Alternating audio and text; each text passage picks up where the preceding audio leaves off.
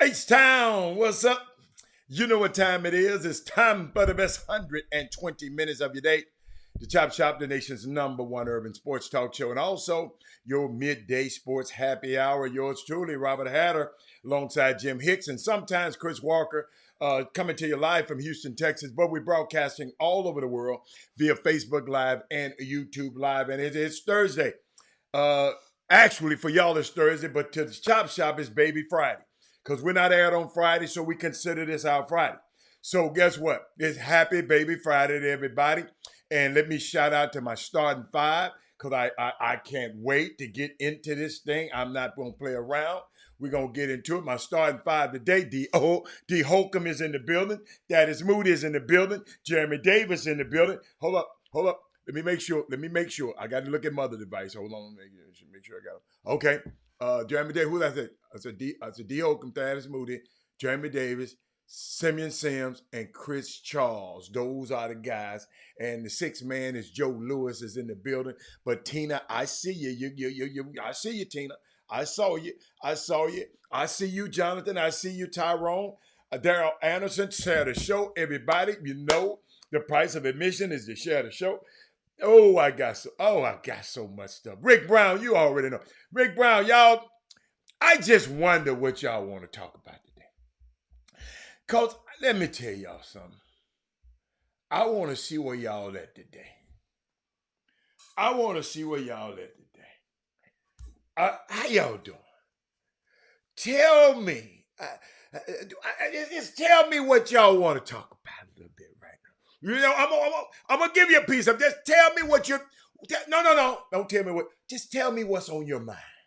Somebody put something on the screen. Put something on the screen and tell me what's on your mind this morning. On Baby Friday, what's on your mind? Somebody put something on there. Let me see.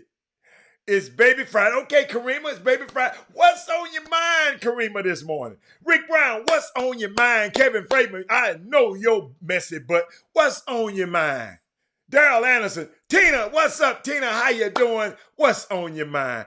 Karima said, BG, why is she on your mind? Tell me why she on your mind. Karima, talk to me. Yeah, I know y'all just sitting up here waiting. What is Robert going to say? I want to hear what y'all got to say. Y'all know Robert got something. Robert got a whole lot to say.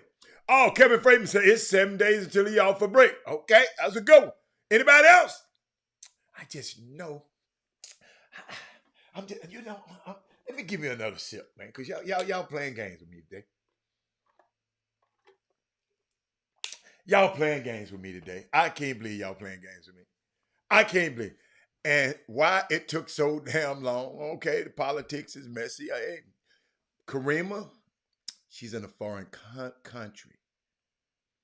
Karima, Don't you take your little butt over to these foreign countries. And also, Karima, you're talking about it took so long. Also went to a foreign country. It happened that was at war. A foreign country in the middle of a war. See, we ain't seen war in a long time over here. So always understand that. See, we got to something. That's what I was telling my homegirl yesterday. Monte. She thought, they said I was no. She come talking about, well, if we was on ESPN or Fox, and we'll just blow them out the water. We don't need to be on them. We can blow them off the water right here. See, we got to understand. Guess what? It's people leaving ESPN. It's people don't want to be on ESPN. It's people leaving Fox. It's people leaving. Guess what? We got to understand we're great where we are. So that's all I'm trying to get us to start thinking. Y'all always think other stuff, folks, stuff, ice is cold. He talking about, old boy. What you know about old boy? Kevin Roach. Talking about he gonna kill thousands of people. They caught his ass once, they can catch him again. See, this is why I like to hear what y'all saying. Tell me something about old boy. I know you've been hearing on. You tell me something about old boy you're talking about. The guy who he traded it for. See, y'all just listen. Y'all listen to these news. Tell me what you know about old boy. He gonna kill thousands of people. They caught his ass once before. They can catch him again. Let's be thankful that she released. Instead of worrying about, oh boy, gonna kill thousands of people. You ain't got your ass over there. So you ain't got to worry about him killing you. He ain't finna come to Houston. Y'all see how can't we just celebrate? The arms dealer said a weapons. He ain't the only one.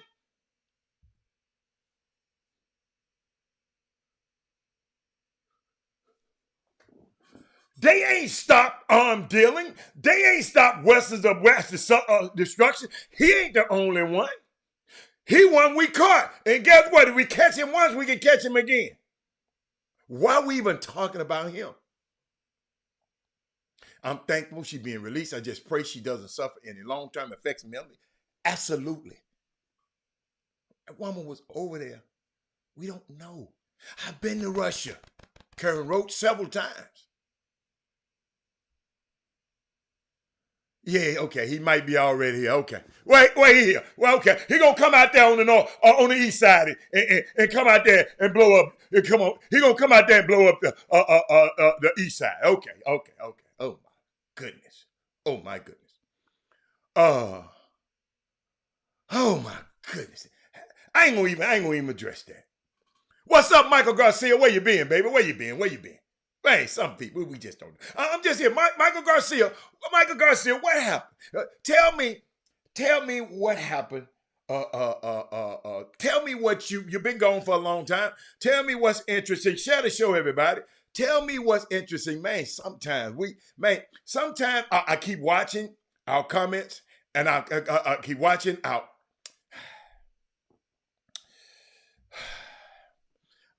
I would have been fitting if Brittany was released on Women Rock Wednesday. She was not treated well even before she moved to the penal camp.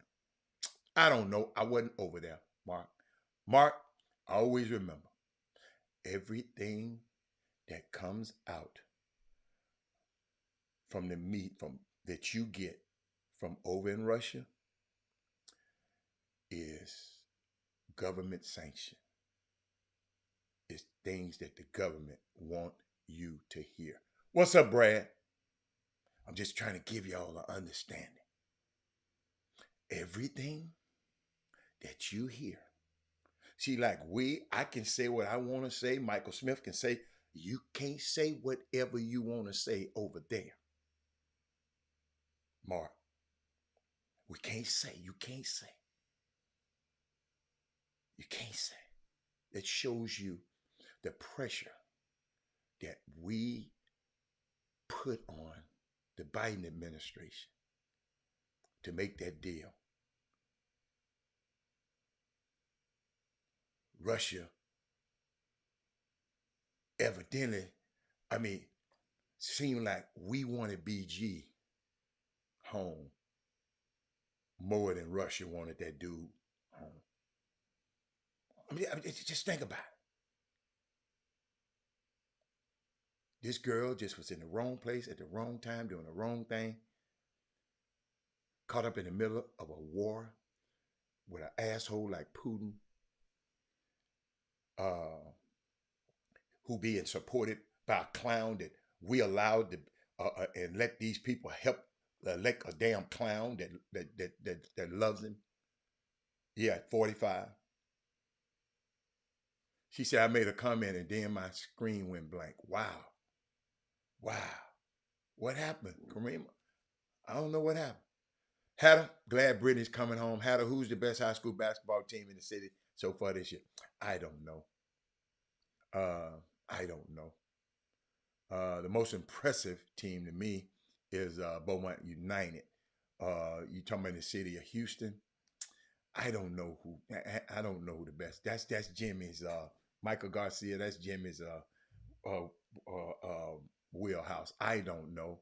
I haven't seen every team, and the only team I've been impressed by was Beaumont United. That I'm saying that ain't no teams that make me say wow. None of that. Big Brother's always watch. Absolutely. She still needs to be careful what she says because we have. Let me tell you something. Let me help you out, Mark Edwards. We still got them. We're gonna always have American POWs. You think we just got them since BG been over there? Mark, these people been, the dude Wheelan that they talking about, he been there a long time. We always go, she ain't got to watch what she say. I just go, but the people who don't know, I'm gonna talk to people. Strata show, like people don't know. Brittany Griner is headed home after 294 days in Russian detention. Russian freed the WNBA star Thursday in a dramatic high-level prisoner exchange. I don't know if y'all know that. With the U.S. releasing notorious Russian arms dealer Viktor Bout. The Russian Foreign Ministry also confirmed the swap, saying in a statement carried by the Russian news and agencies, and the exchange took place in Abu Dhabi, in the United Arab Emirates, and that Booth has been flown home. Okay, Griner, and he's been flown home this morning, and what's his name on the who said something earlier? Kevin Roach said it. Man, already back over here. I guess he got a super duper sonic jet to be over here already. Boy, he's a bad man. He gonna fly. He gonna get released and gonna fly back over here. Okay, yeah, boy. Griner was moved from the penal colony in Moscow a couple of days ago, and flown to the UAE Thursday morning. Y'all know what, man? I sit there and watch that, and I wanted to hear y'all response.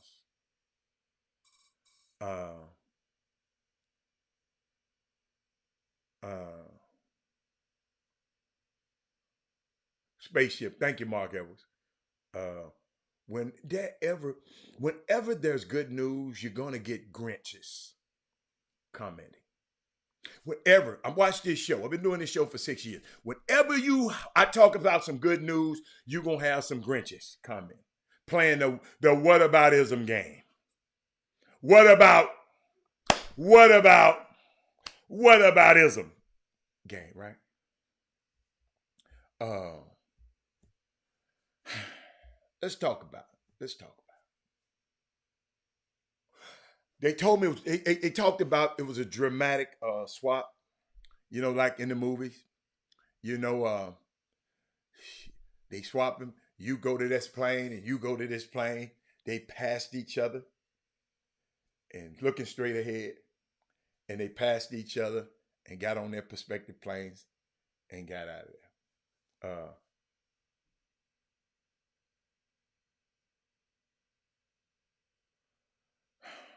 You know, it's possible, ladies and gentlemen, chop chop.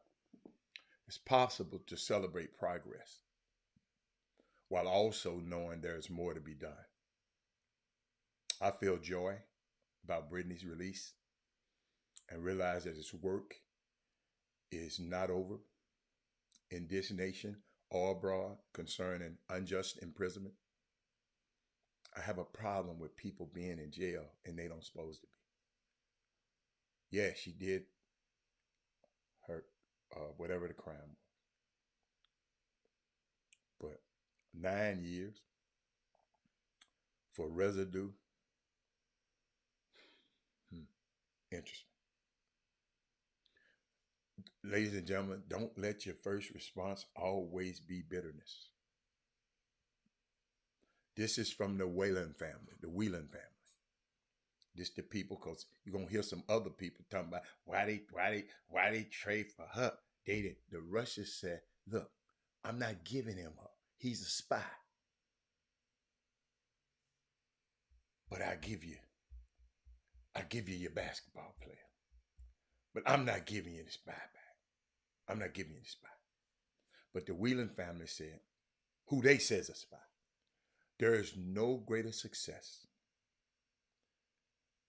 than for a wrongful detainee to be freed and for them to come home.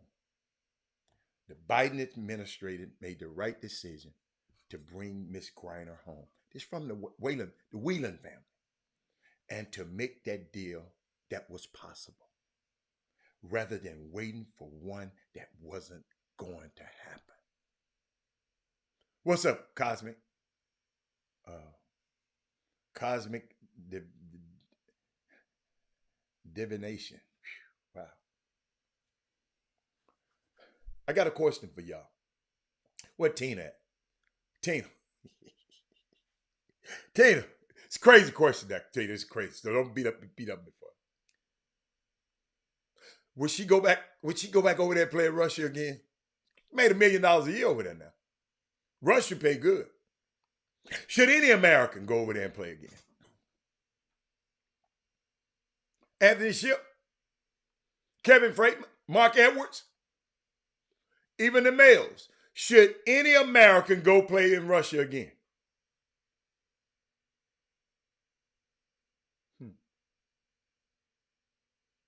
Hopefully she'll get over here. She'll get a book deal. Will she play in the WNBA again? Questions. What's up there, Darryl Barnes? Darryl Barnes. You as Brittany, would you go back to Russia again and play? She's making a meal over there. Making a meal ticket over there now. Cosmic Develop. Ooh, he said she will. She better not even write down. How does she be crazy? I'm just asking. Should the other players? Russia pay good. Should the other players go over there and play? Women and men. Will she play in the WNBA again? I can't wait to hear her story. She's from Houston. If I was her, I'd say, forget everybody. I'll come and get my interview on the Chop Shop. Where's my Tay Cora? See the power that we have. See, I didn't think about this. Y'all just made me think about it. Darryl Barnes, think about it. What if she gave her first interview? She said, forget everybody and come back here and do it on the Chop Shop. I didn't think about it till just now. Yeah, well, do you think about what Monte? You know, bless her little heart. She said, Robert, we was on ESPN, we'll blow him out the water. Did y'all think about what I just said? Everybody, I don't know her. If I knew her, I'd reach out to her. Ain't my damn job. You reach out to her. I don't need Brittney Griner. I'm just showing you the power that we have. The power that we have. Y'all running your mouth about Deion. The power that we have already. Y'all always running your mouth. You know her, she'll be caught as soon as she land. Think about it. Brandy, where's Mindy? Where is Sonya Billings? Where they are? I'm talking. So when, Anthony Ship. So when Deion went and got paid, they was mad about him going to get paid. Since you're talking about money, Anthony Ship BG gonna wait to get paid. She can get paid after an interview on the Chop Shop. And guess what? Deion Sanders' story is to be sold and not told. But I bet you Anthony Ship, you was the one mad because he left to go get more money. See how we talking? See, I told y'all we have the power, but we always got people like that. Y'all, our problem ain't other people. Our problem is the Anthony Ships of the world. Anthony Ship, you don't pay me to be on this show. I can get paid for being on the show. But I'm here.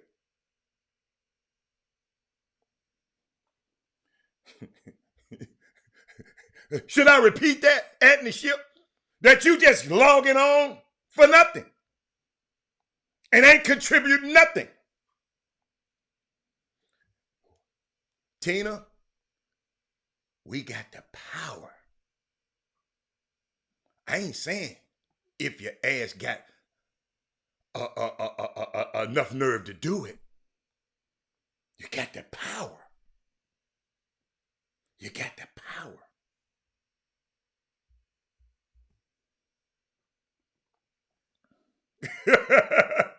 Don't matter. Don't matter. If we just start thinking like that, instead of, I'm going to go get this little piece of money. She went over to Russia and got some money, didn't she? And the ship, she went over to Russia for that $1 million. Look what that did to her. We got to start thinking. It's power.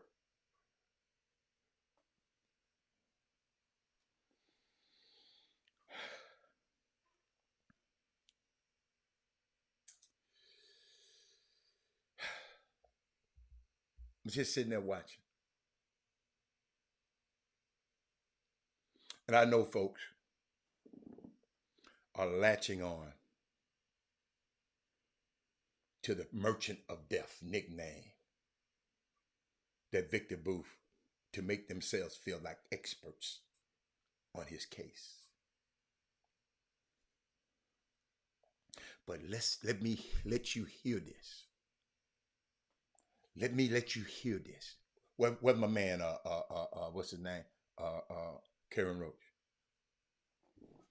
Since he killing millions of people, he gonna go out and kill 1,000 people. He was not sentenced to a life sentence.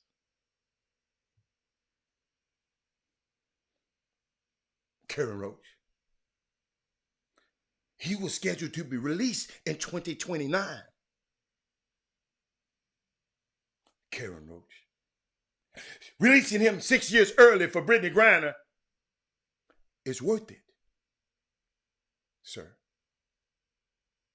Oh, and you probably don't know the name of what his name? Konstantin Yaroshenko.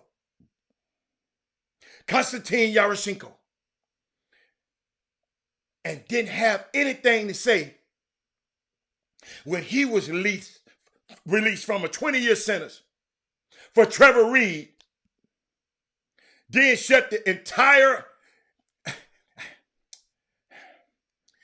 in other words, just be quiet when you want to talk about the fairness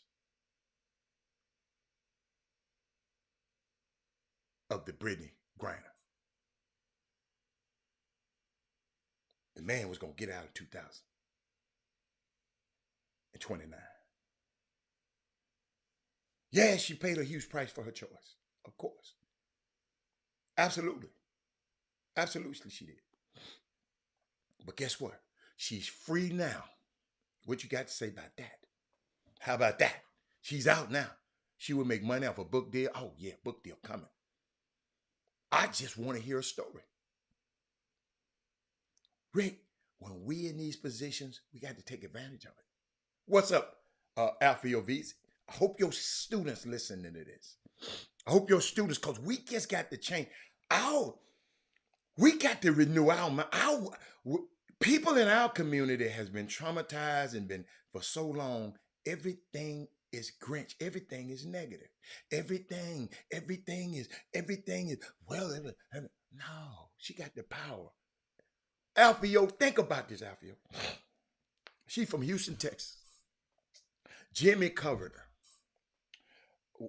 This where she from. She said, I'm coming back home. Somebody called and said, you know what? I'm finna shock the world.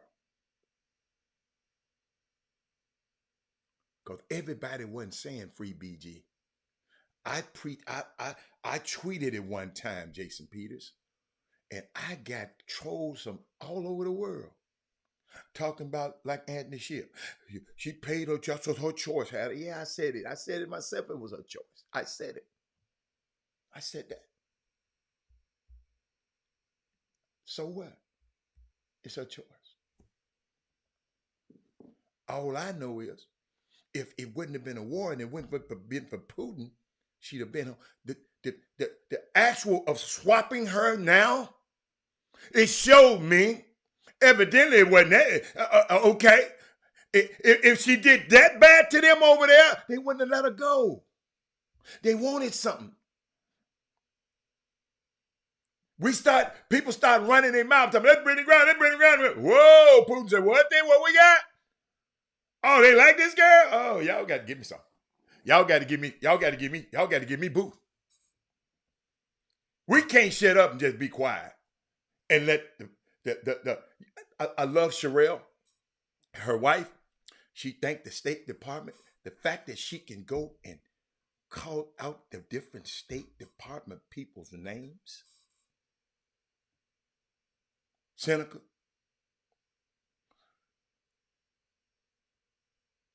think about it.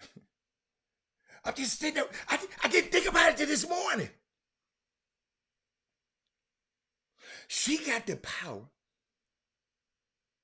to say, look, I'm going back home to Houston, Texas.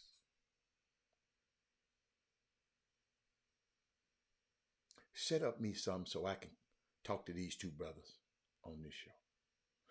Let me tell my story. Because the reason she gonna want a guy like me and Jimmy, because we gonna allow her Anthony Ship to tell her story. Them other stations gonna want to tell their story, their narrative, shape it for them. Me and Jimmy, she from this community. We gonna make sure she tell her story. CNN don't give a fat rat's ass about her. ESPN don't give a fat rat's ass. Her own former coach, who she made a millionaire, don't give a fat rat's ass about her.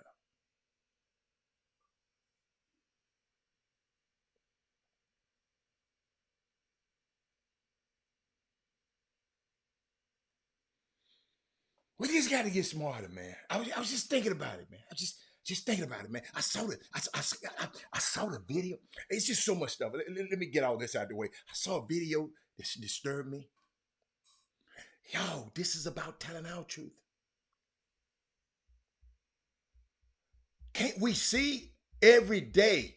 We got Bomani Jones, black ass again, on TV this morning. He still can't get over Deion.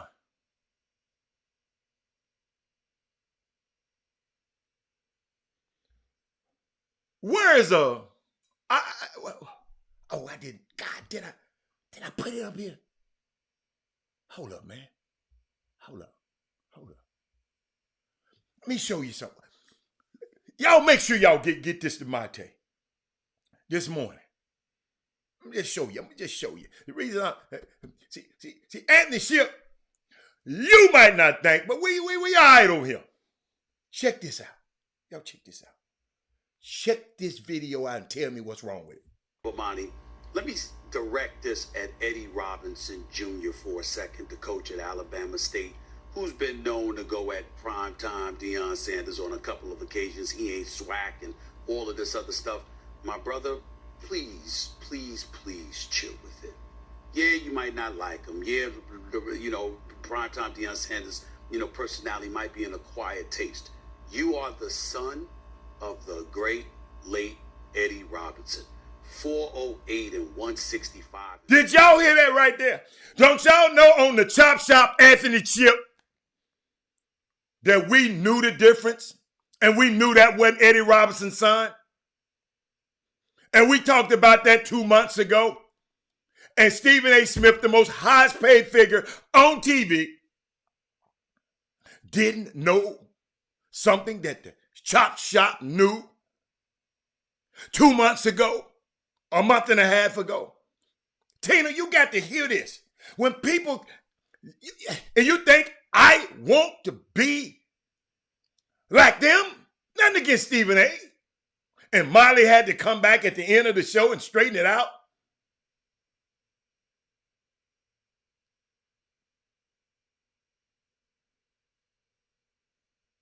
It's okay to make a mistake, but do your damn homework.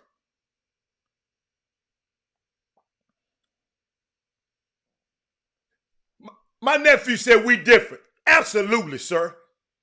He know we different. That's why I tell y'all, don't be sending me no clickbait. Because if you send me something, like somebody, when you send me, I promise you, I'm gonna go and take a look at it.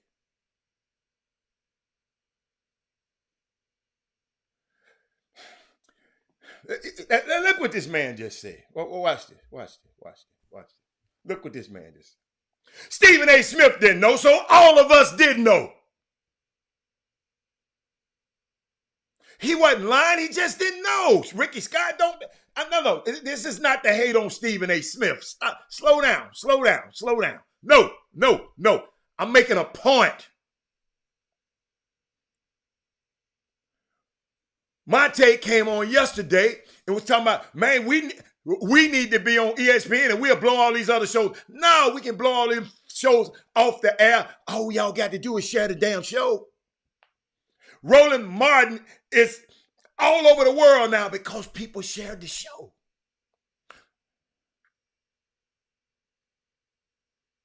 Yo, we got a medium. This medium we doing. Yo, y'all think it's easy to multi-stream on 2 platforms and look this clear?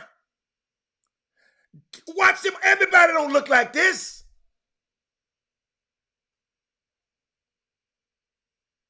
If I had another stream worth streaming to, I stream to that too.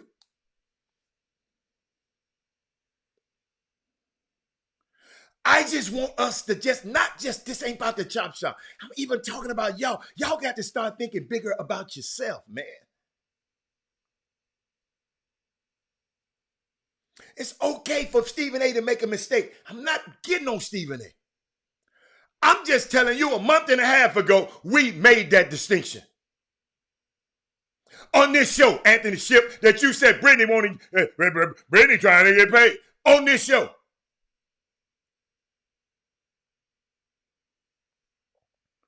What if Chuck McGowan and Trey Phillips can get to Brittany and her wife and say, forget those other guys. Come on here first. Shaq been on here. Shaq bigger than her. Penny been on here. Damon Stoudemire been on here. Gino R.M. I just don't. What my nephew said a minute ago, we built different.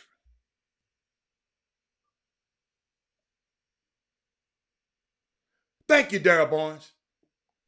I didn't even talk about the fiber optics. That's why I'd be clearer than everybody else that comes on the show.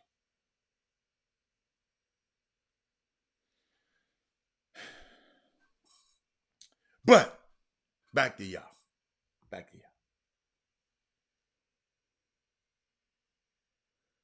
I'm watching Eric Boone. I'm watching people complain about. I got to share this with y'all. I talked to some Jackson State alumni again today. These the people. Let me take a quick second. Share the show right quick. I got something for you. Share the show right quick.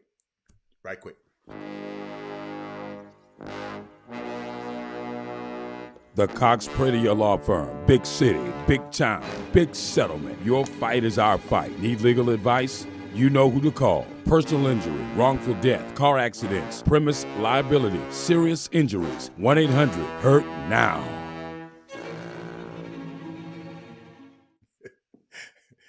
But back, y'all. It's so much stuff. I talked to the Jackson State people this morning. It has some interesting things to say. These some people who are planning on, they hurt about Deion leaving. They questioning. Deion, I haven't seen it, but they said Deion's son Shiloh is down there saying reckless stuff. I haven't seen it. Talking about he don't like that his dad and his brother had a Colorado hat on because his ass didn't go. The reason he didn't go is because, first of all, see, I watch all their videos. Deion always tell them, when we got our suits on, don't you come in there with no dang, what you call them things, flip-flops. What's that stuff them guys wear? What's those shoes the guys wear, the casual ass? I can't stand seeing them with the socks on. What's them shoes the kids wear? The Kanye West looking ass shoe. Somebody help me. What they call them shoes? Crocs. Them Croc type slides. Yeah, them. I can't stand them. Right? You got on a nice suit that Jackson State tailor-made for you, and you got on that mess. And Deion said, man, don't you wear that mess. Yes, don't you wear that mess. Then Deion came, Coach Prime, right before Thanksgiving, he said, look, don't listen to me. We got practice on Sunday. Get back on Saturday. Because I don't want nobody late. Your ass ain't going to play or you might be off the team. His own son, Shiloh, did not come back on time. So he didn't play in the game. He didn't go on the trip to Colorado. Now he supposedly, I don't know, I ain't substantiated, supposedly running his mouth. So let me tell you something. He was made, he had the hat on, he still had another gun. He was mad. Yes. Yeah. Tyrone. So what? He was mad. You said made. So what? Mad. Scratch your ass and get glad. You're a subordinate. You're a player. Shut up. See, y'all, our problem is this is the world of professional-wise college sports that all of y'all wanted, right? All y'all wanted this, right? For years, I've heard pay players, make sure they get their cut.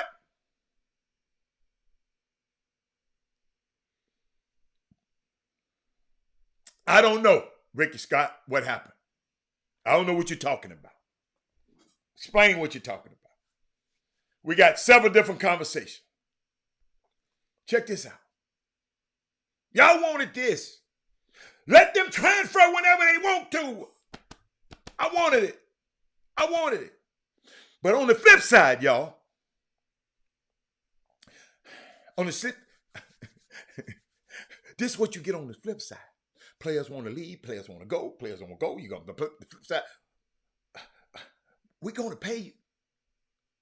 And we're going to let you leave when you want to. Then if you don't perform, we're going to kick you to the curb. And y'all got mad? The comment about his son, how do you know it happened? Tell me how you know it happened, Ricky Scott. Where your sources?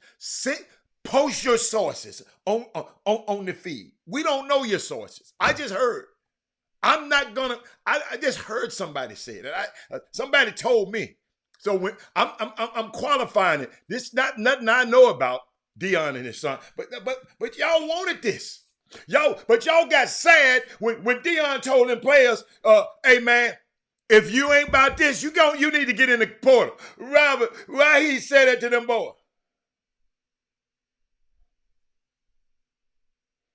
Y'all wanted them guys to get the money. Y'all wanted them guys to get in the portal. Now when somebody's saying if they don't perform and get rid of them, now what? Leave them alone. This is what y'all wanted.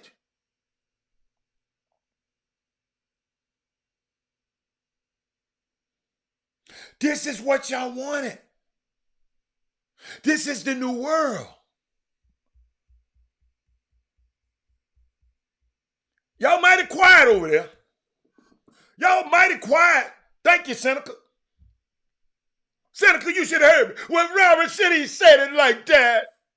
Robert, he leaving these players off there at Jackson State. He leaving them in a college in great hands. If you're going to leave me in college. Don't leave me on the street. Leave me in college. If I'm in college, I can make my way out of college. Are y'all getting this? Are y'all getting this? What's up, Kelton? Shout out show, everybody. Are y'all getting this? I don't hear nobody talking back to me. I must have been hitting somebody upside here. I'm sorry, y'all. I got to give it to you right. Listen to me. I saw the beginning when he first came to Jackson State, Chuck McGowan. He said the exact same things to the Jackson State players when he came there. Y'all better get in the portal, because I done seen y'all on film. Y'all ain't gonna be here. He told them the same exact same thing.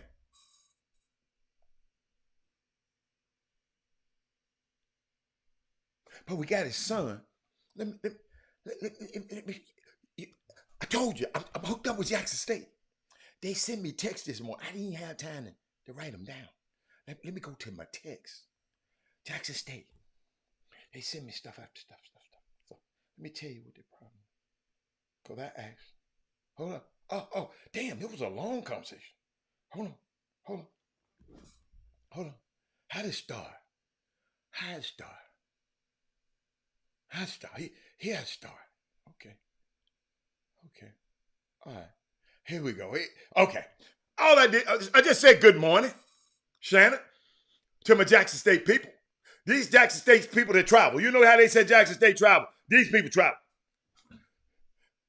These people even going to Colorado to support Prime too. Okay?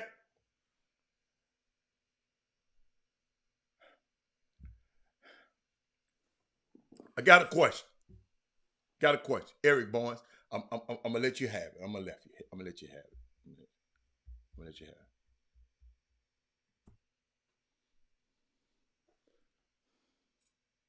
When LeBron go to a team, Eric Barnes, is it a question about who is he starting? Shedeur Sanders is the player of the year twice in a row. Heisman candidate. Going to a school that won one damn game last year. So the quarterback ain't worth nothing. In the last 2 years, I don't think they won 3 games. Eric Barnes. I'm going to put it back up there. And you asking me, do Prime Son need to be named QB1 this early? One of the reasons they got Prime because they know they was going to bring the son with them. See, y'all problem, y'all ain't watched this boy and know how bad his ass is. Y'all just think he Prime Son. Him and every other quarterback on in the Pac-12 saying, oh, shit. Can he play major Division I basketball? I'm going to put it like this. Is Texas major Division I basketball? Yeah, let me tend to him right quick. It's Texas. It's Texas, the University of Texas, the Burnt Orange, the Longhorn, after your team. Is that Division I basketball? I'm just asking. Hold on. I'm just asking, Eric, answer me quick. It is, right? They had nobody drafted last year on the Texas team. Guess what? Deion got 2 of them in the NFL from the team last year. And the year before, and the years before, nobody from the whole SWAT got picked up.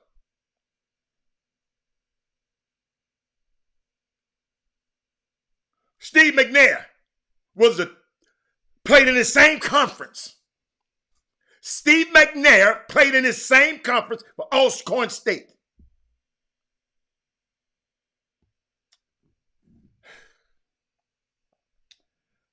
But I love the gift stuff. All right. I told him, I said, did you realize they're talking about your school? Talking to my Jackson State people. They talking about your school all over the world. She said, good morning. Yes. She said, and she's sick of it. she said, I'm sick of it. She said, then she sent me something. They sent me something. Watch this. I saw it online, but I didn't read it, right? Somebody posted this. Jackson State next head coach they should hire is Cam Newton. This is what she said to him. They said, before you say I'm crazy and start reading, allow me to plead my case. And stop reading, allow me to plead the case. Y'all watch it. Just watch it. His career as a player is over. He wants to get into coaching. I didn't know that. Jackson State University needs a face to keep the thing rolling, not an X and O's guy. Cam is your guy. College head coaches are more recruiters than anything else. Cam is this generation's next prime. I'm just reading. Y'all, they sent me this. Can y'all see that? They sent me this. I'm just reading. Check this out. JSU needs to immediate access top-level players. Cam's 7-7 Under Armour connections definitely will give him access. Watch this. JSU's need a quarterback immediately. Cam has access to guys as well as immense knowledge of the position. Cam has endorsements with Under Armour and Beats by Dre, which would keep those deals intact at Jackson State University. Hold up. This is not my words, it's somebody else's. Cam is recently retired player with a whole Rolodex of recently retired players with opportunity to build a staff. Cam culture, no explanation needed. Like Prime, money won't be as big as motivator. This could be a 3 to 5 year plan that can push JSU possibly to the FBS. Wow. If JSU is smart, they will show up at fellowship and secure the deal, wherever fellowship is. Okay.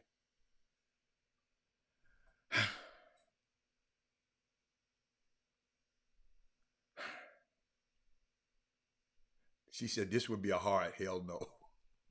What do y'all think? Y'all just listen to me. What do y'all think? Cam Newton? Because Prime ain't that no more. Shiloh feels some type of way. Because, hold on, let me put it up. These people are reporting what Shiloh said.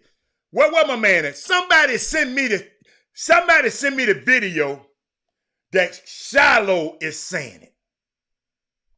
See, I told y'all about reading these clickbaits. They sending me stuff. Boy, they send me something else. He'll join Prime. Who is the guy? They sending me some Vince Dancy. Whoa! Vince Dancy. Somebody just sent it to me. I don't know how true this is. Oh, okay. Thank you, baby. Thank you. Hold up, y'all. Somebody just sent me. Jackson State people just sent me this. Vince Dancy has resigned as Mississippi Valley's head coach. He leaving Mississippi head coach. He finna come and join the coaching staff and Coach Prime. Y'all, Coach. Y'all got to realize, I want y'all to understand. Y'all got to realize most college coach, most HBCU coaches, they never get to go that level up. They stay there. Prime brought a dude from one of the people he played against. He was the head coach and said, hey, I want you to. I can't make this stuff up. Hold on. Let me go back to little Shiloh. They was talking about Shiloh. That was somebody saying Shiloh said that. Y'all show me who is it asked me? Show me the video where Shiloh said it, Ricky Scott. Find that for me, Rick, and send it to me. I want to hear it. I'm not saying you're wrong. I just watch stuff. If I don't hear Thaddeus Moody saying it, and people saying he's saying it, I'm gonna reach out to Thaddeus Moody. He said, go get Ray Lewis. Okay. I like that. Brandon, it's rough out here, Brandon. Brandon, I'm going to show you why. Brandon, it's a method to what I'm talking about. I'm going to bring it all home after a while. Just hold on. Let me see that. Hold on. Let me see if anything else. But I just wanted to share that, y'all, because I see Brittany Griner when she got released. And hold up. I'm going to show you something that troubled me. It just troubled me.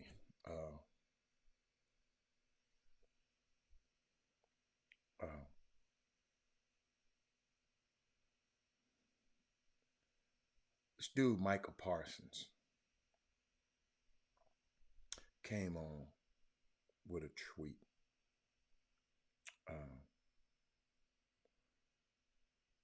When Brittany got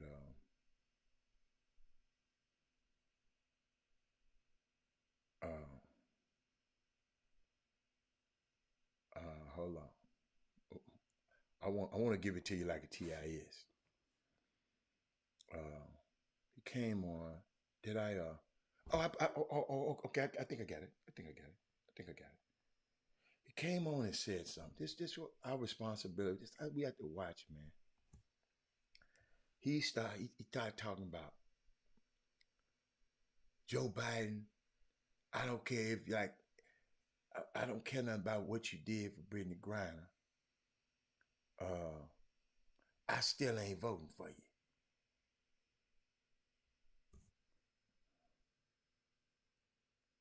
Okay? He had a couple of them tweets that came out. Then he come back and said, now, wait a minute. We left a Marine over there? Hell no.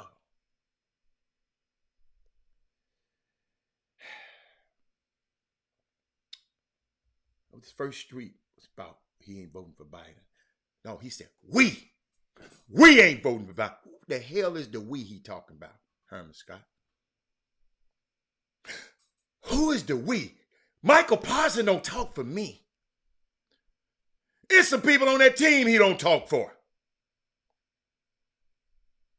Why?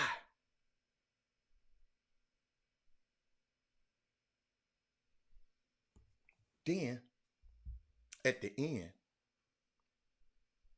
I come back and was saying, constant talking. Then at the end, he come back. See, if he had a just remember, I always tell y'all to before y'all tweet something, just before y'all put send. Watch this, Herman Scott. He come back and said, I just spoke to some people that I respect and trust. I should have been more educated on the topic and not tweet out of my emotion for my family and others who have served. For that, I apologize. Also, if what I'm told about the attempts to bring Marine Paul Whelan home are true, then the best outcome was accomplished. I pray Mr. Whelan comes home, but I'm extremely happy. No, but at least I love him enough. But when somebody called and told him, bro, slow down. Slow your little ass down, player. Barry, I didn't even know this. Somebody, I promise you, I didn't know. Somebody just said, slow down, my guy. You got too much dip in your chip. Somebody said this, Bakari Sellers. He said, you just ask questions instead of making assumptions. The last two administrations have put great forth effort to bring the home of the Marine you're talking about. He should be home. Today was a day we should rejoice. Wow. See, when we don't know nothing, we just tweeting these dudes. That's why I tell these dudes, y'all, we the only race that allow entertainers and football players and all them to speak for us, for who they think they speak for us. Eminem ain't trying to speak for them white folks. Larry Bird ain't going to smoke for the white, speaking up. Why?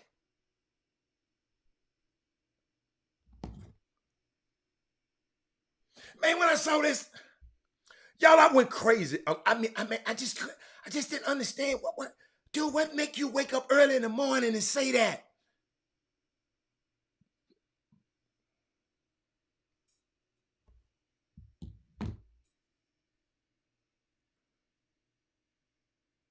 Y'all, we got to educate the people around us.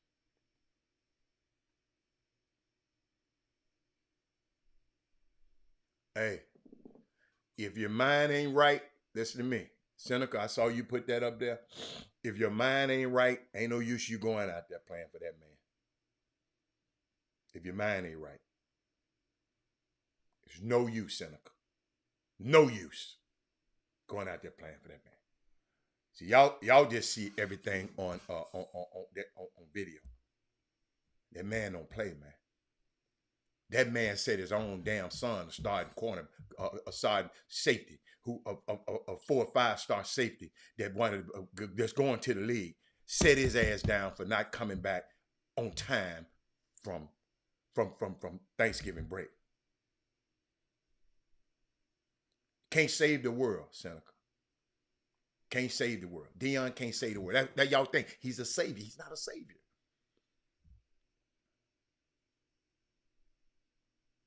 You gotta understand, coach don't have time to spend that much time with him.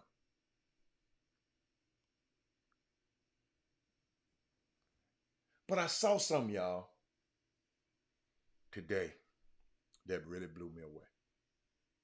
I actually saw the video of the New Mexico State University basketball player, Mike Peake, shooting Brandon Travis to death, who was released.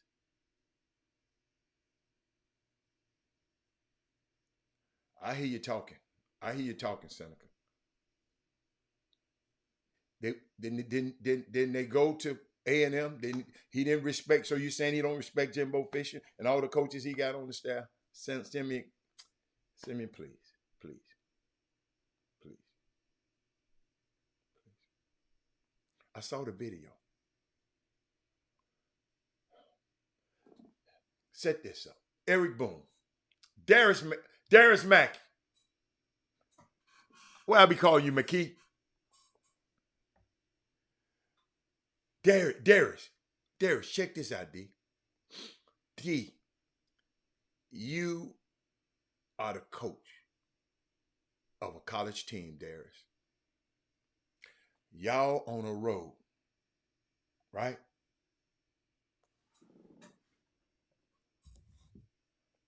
And Chris Walker said it happens normally. Man, let me tell you something. I've talked to let me tell you something. I don't know, maybe because I was there all the time. But Trey Phillips, and somebody else helped me, because Chris Walker tends to stretch it a little bit. Trey Phillips, some of your girls, they're at college. They go on a road trip. Okay, they ain't staying there but a day and a half. So they sneak out the room to go meet a dude against the opposing team that we're going to play.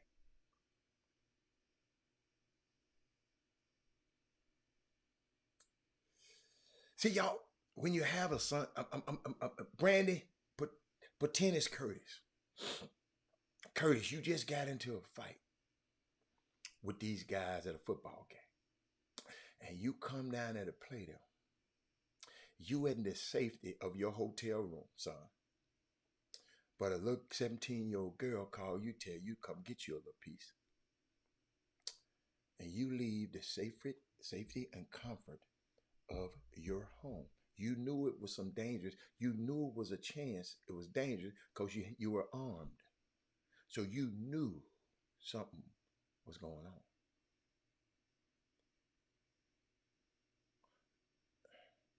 They were going to kill you. They had a bat and a gun. They showing the man had the pistol to your head. Luckily, when the dude hit you with the bat and you took off running and the dude went behind you, he was shooting. I don't know if he shot, he missed or whatever. Oh yeah, he shot you, he hit you. But you had the wherewithal to turn around and shoot him.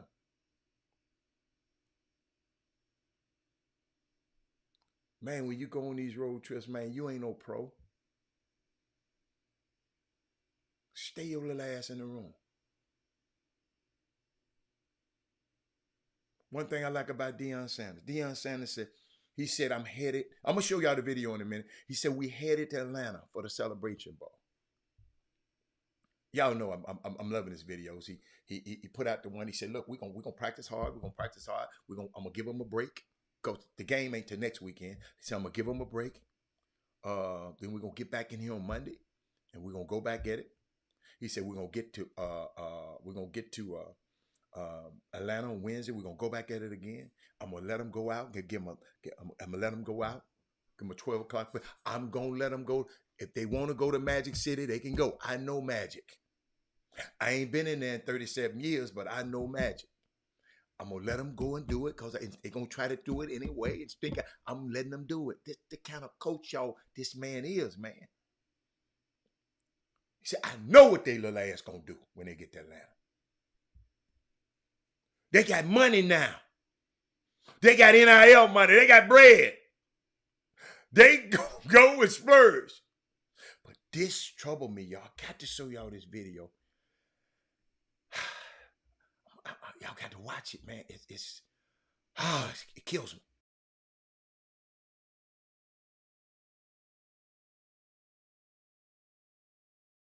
I paused it so I can put me on video. All right. They're going to show you who they are in a minute. Let me try to, let me go backwards just a second. All right. So they're going to see now they showing you. That's Brandon right? The dude, Mike is up there talking to the girl up there in the top corner, top right. Mike and the little girl. Mike got his back turned. The little girl and got his back turned. That's one, two, that's Brandon with the pistol front, and the other two hit the guy with the bat and the other guy in the middle. Okay? Y'all watch it, and I'm going to play it. Okay? Watch it. A little bit further. They running up on him. Y'all see as all three of them run up on him. This is a planned attack. Look, they got a guy on this side, got a guy on this side. Look what's going on. This could have been our son. Watch. Look at our youth, man. Instead of someone, all of these people go to college there. All of these kids go to school there. What the hell you doing, man? Watch this. They go up. Brandon up at the top. Finna put the pistol in the boy's face. Watch. You can see him. Look, pushed him. And got the pistol stuck. I hope your screen is big enough. The top right-hand corner. Now the other guy finna walk up. Y'all watch this, man. Chuck, this is unbelievable to me. Watch this. He backing up on him. Then the other guy come up on him. They hit him with the bat. The other guy sneaking behind him. Look, he behind him. They got him surrounded, ladies and gentlemen. This could be my son. Left his hotel room and it went over there to get him a little piece. And look what could have happened to him. Watch this, man. Watch this. White people do this too, right? Well, so there ain't no black on black crime. I don't want to hear that shit. White people do this too. I'm making a story. This ain't about this. White people do the same damn thing. Asian people, every kind of people. All right, look, got it. Still got the thing. I'm just walking it to you. Watch it. Now you're gonna hit it. Hit him on his leg. What? He broke down, but he had the wherewithal. Man, I'm finna run for it. Duck down. He probably pulling that thing out. Duck down. Dude still got the gun on him. The girl done went up in the corner. She could look at the dude coming behind him, the other guy behind him. He took off running. He hit him. He took off running. Dude shoots. Then he shoot. You see the flash. One shot. Wham. 3 or 4 shots. Wham.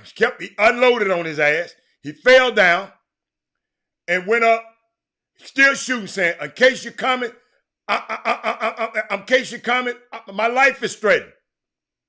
Then he get back up and go pick up his leg. Oh, his leg is crooked. His leg is messed up. He got shot in the leg and hit with a bat in the leg. And he got to go and pick that stuff up. Did y'all see that, man?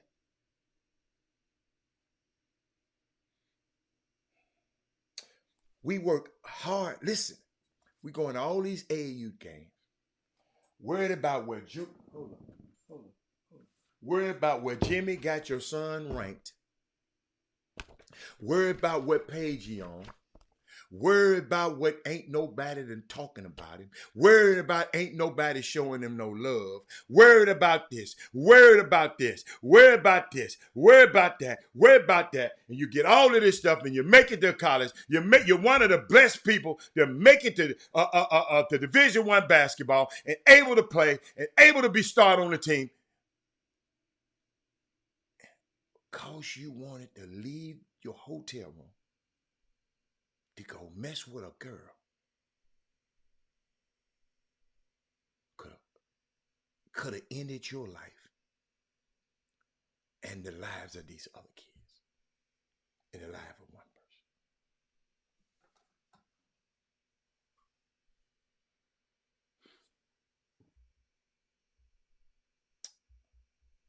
I'm listening. We got something to say about everything else when he ain't ranked, when he ain't hitting up points, when he ain't did this. Y'all ain't giving my son no love. He got to go out of town. And Landon, I can't believe that stuff you posted today. I had to pray for you this morning. I can't believe it. I can't. I think. I think I put it somewhere. What did he say? I think I put it somewhere. What did he say? What did he say? He said something. Unbelievable.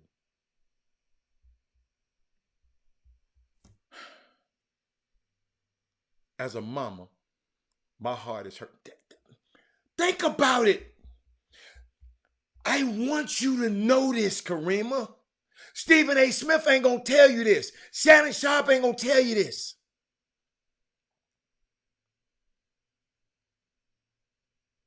These all college students. These ain't people in the damn hood. Are y'all always talking about the people in the hood? They're college students.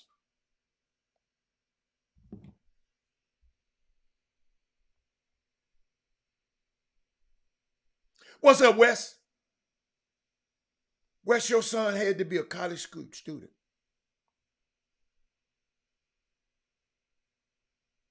You better make sure he know what I just said. You better make sure he listen to this.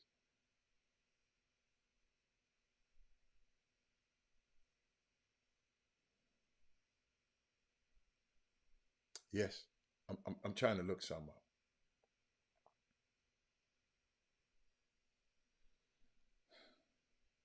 You better make sure. Better make sure your son's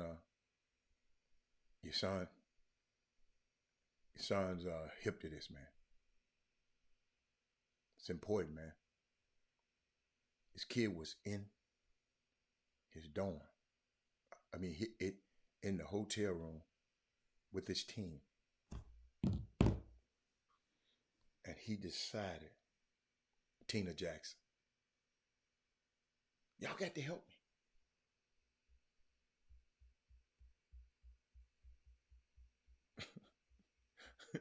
Y'all got to help me, Tina Jackson.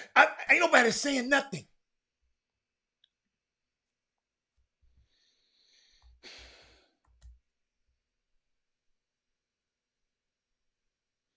We go through all of this, y'all.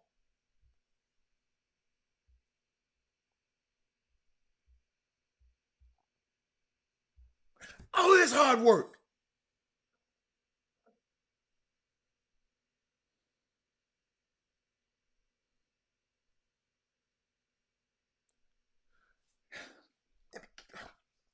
Let me repeat this. All three of these kids were college students. Wesley Yates, I'm talking about Mike Peake, college basketball player,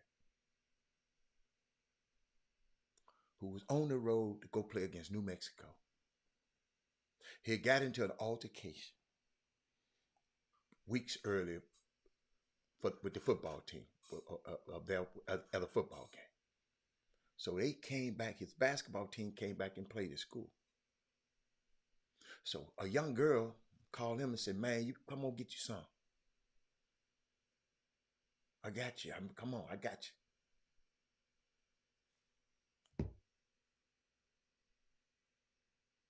He goes. Mike Peake. Google him. Mike, P-E-A-K. He goes over there. And three guys, he talking to the girl in a corner. And three guys come ambush him. One had a bat, one had a gun.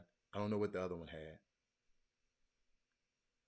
And I just showed the video. I'm not going to show it again. You go back and look at it later. I'll show it right quick. Show it right quick. Show it right quick. Show it right quick. It's going to be quick.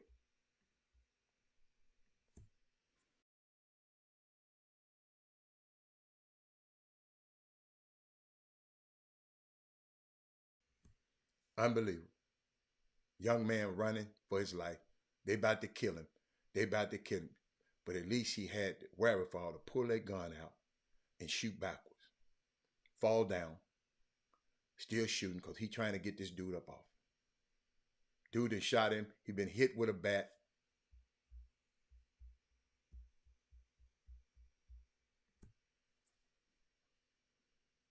Should have stayed in his room.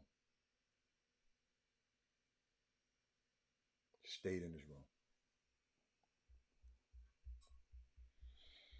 And as I'm watching,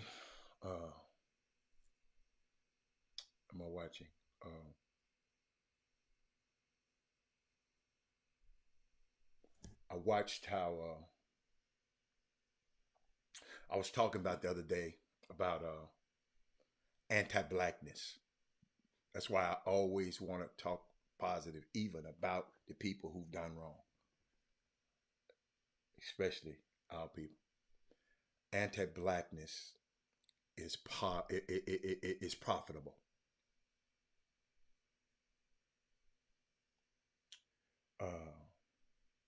Trying to see where I stop. There was a conversation between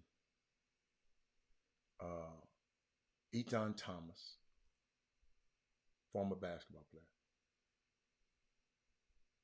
and he was talking about how the media continue to control, to troll Kyrie in meetings. Like the guy was getting a little testy with what's the little kid name? Trae Young the other day. Trae Young getting testy back with him. And the guy, Chuck Medino and Ethan Thomas was having a conversation. Because they was asking about, he said at the same time, he's talking about Brett Favre. Why we don't talk about Brett Favre like we talked about Kyrie Irving? You know, everybody's talking about why we don't talk about Brett Favre. He said that, it's the white guy. He said, don't get me started on Brett Favre. He said, he's talking about Brett Favre has a long and ugly history. And he said, I'm not just talking about an outwardly supporting of Donald Trump at the height of his racism and Charlottesville and January 6th, right? Or the inappropriate messages and nude pictures he sent to the New York Giants game day host, Miss Sturgeon. Okay? But yes, there is definitely enough history for there to be much more upheaval and an outrage from the media, from Brett Favre. And it's not. He says, so we have to ask, why is the Brett Favre scandal not given the same attention and scrutiny as the Kyrie Irving thing? Yes, I pivoted on y'all for a reason. The answer could be simply, Brett Favre is not going to produce the amount of clicks that Kyrie will. But then you have to ask, why is Kyrie going to produce more clicks? Because Brett Favre is retired and Kyrie is an active player? He said, I don't think that's it. Hey, Sonia, I don't think that's it. What was that? I think it's because of anti-blackness. We have a white customer service base that like to see black athletes being denigrated and will use black media talking hosts and heads like the ones I named last week before, y'all know who they are, to do the actual denigrating. That's the bottom line. So some will say, no, it's anti-Semitism. That's a much bigger issue. Well, if that were the case, all forms of perceived anti-Semitism would garner the same reaction that Kyrie did, and it doesn't. Watch this. They kept talking. I wanted to finish this conversation, y'all. Oh, I know where I ended. I know where I ended now. I talked about this. So we talked going back and forth. So Ethan Thomas, that's why, no. Real black media, not blackface media. It's a difference in black media and blackface media. I got a black face, but I'm doing the bidding of the people that's in my ear. It's a big difference, Landon. So I want to watch that. But Landon, I ain't got off you yet. I just got to find it because you posted something I want to talk to you about. But Ethan Thomas asked, because he was talking about, let me go, because some of y'all wasn't here. Let me finish it. Let me finish this. Okay. So Ethan says, so how can Kyrie navigate through this?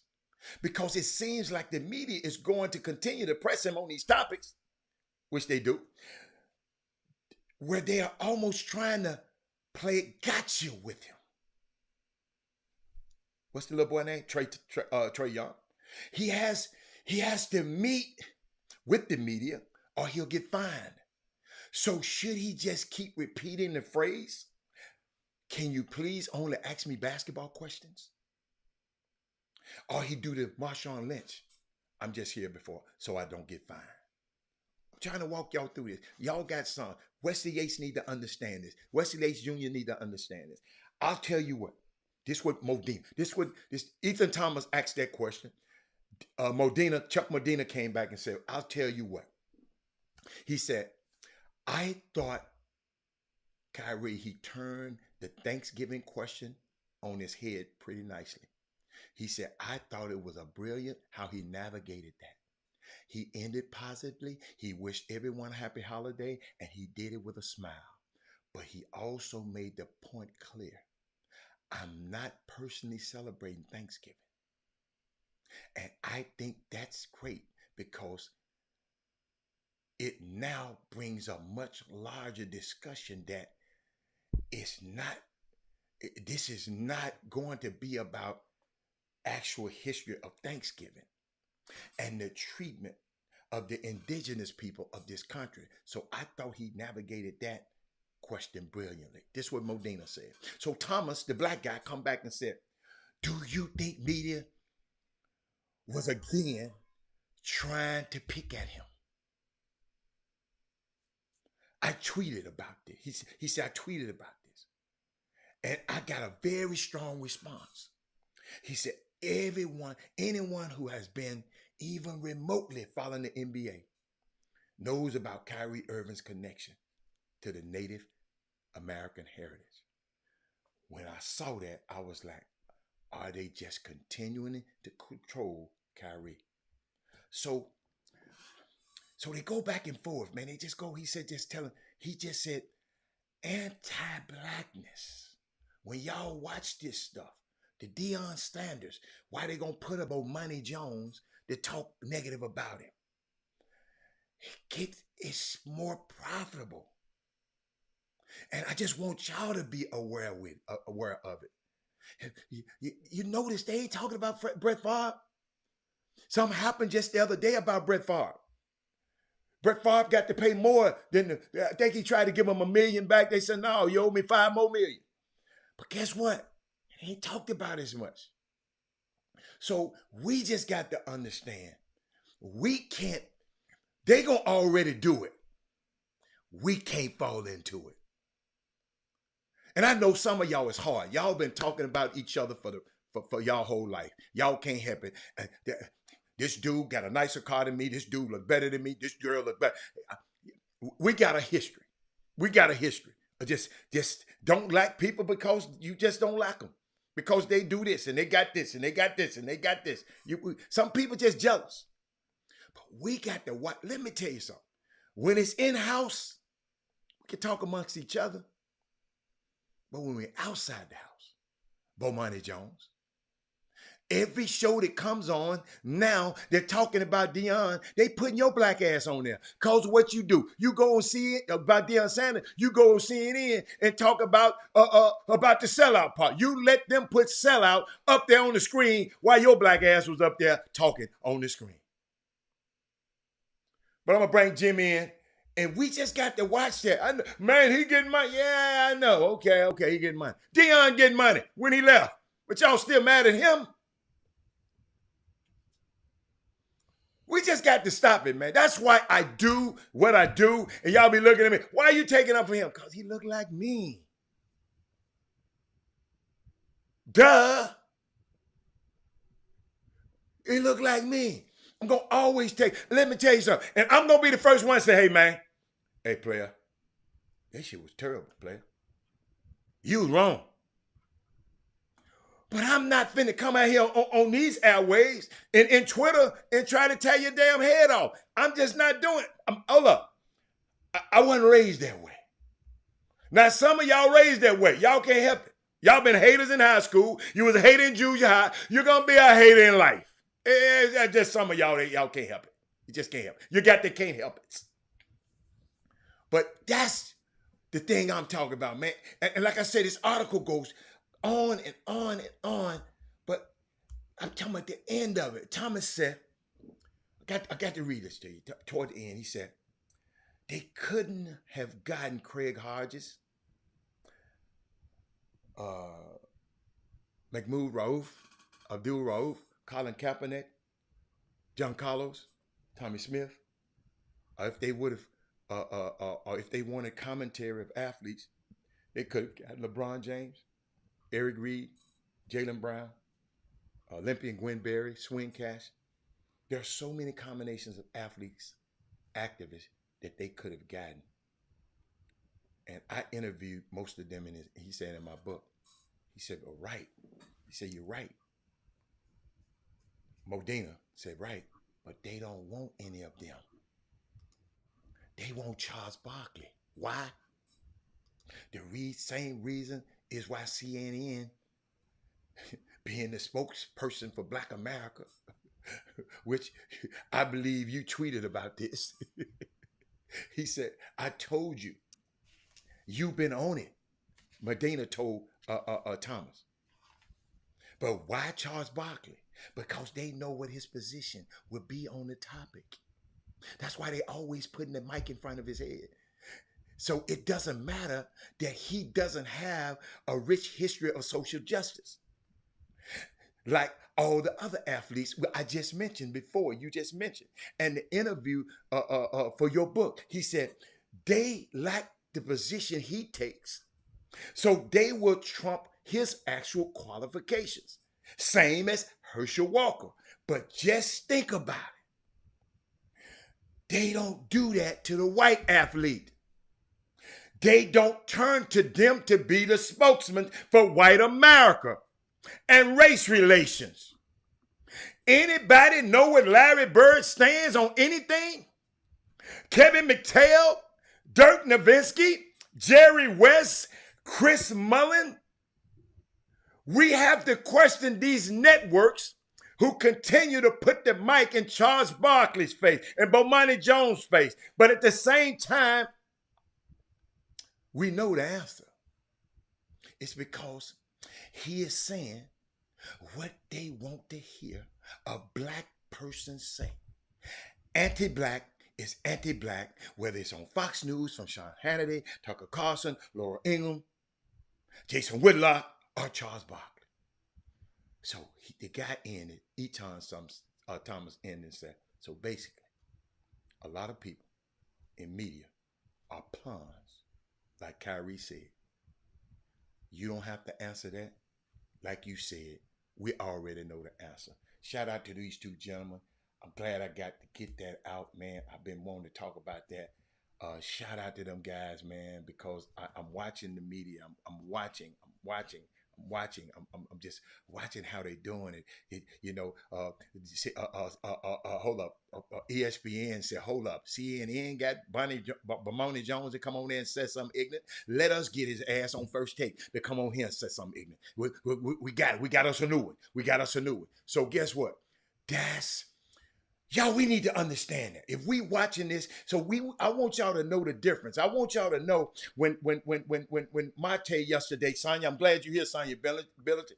When Mate was talking about, man, Chop, we need to be on ESPN so we can blow this out the water. No, we need to blow this out the water from where we are, like Roland Martin has done.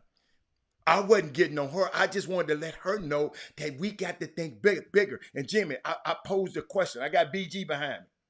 She from Houston. You covered her. People in Houston. What if she was to come back? I'm going to show you how the power we got. Show you the power we got, Slim McDaniel. What if Brittany Griner come back here to America and said, before I talk to anybody,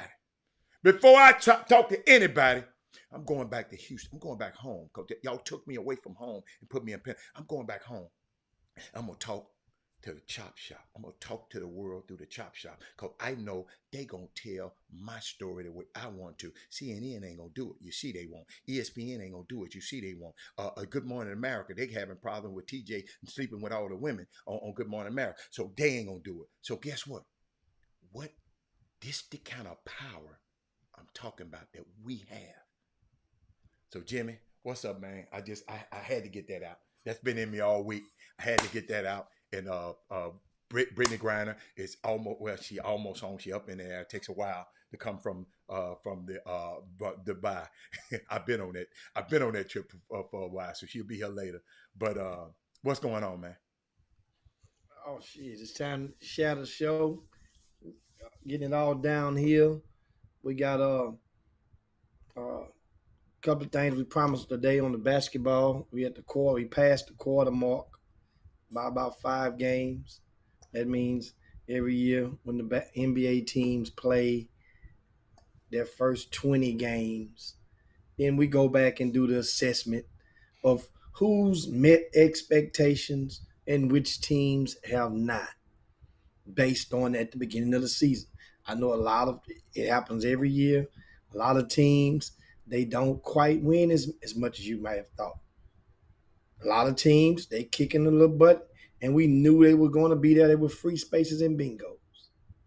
But now, let's take a look at them and see who's the biggest surprises in the Western Conference and the Eastern Conference at the 25-game mark.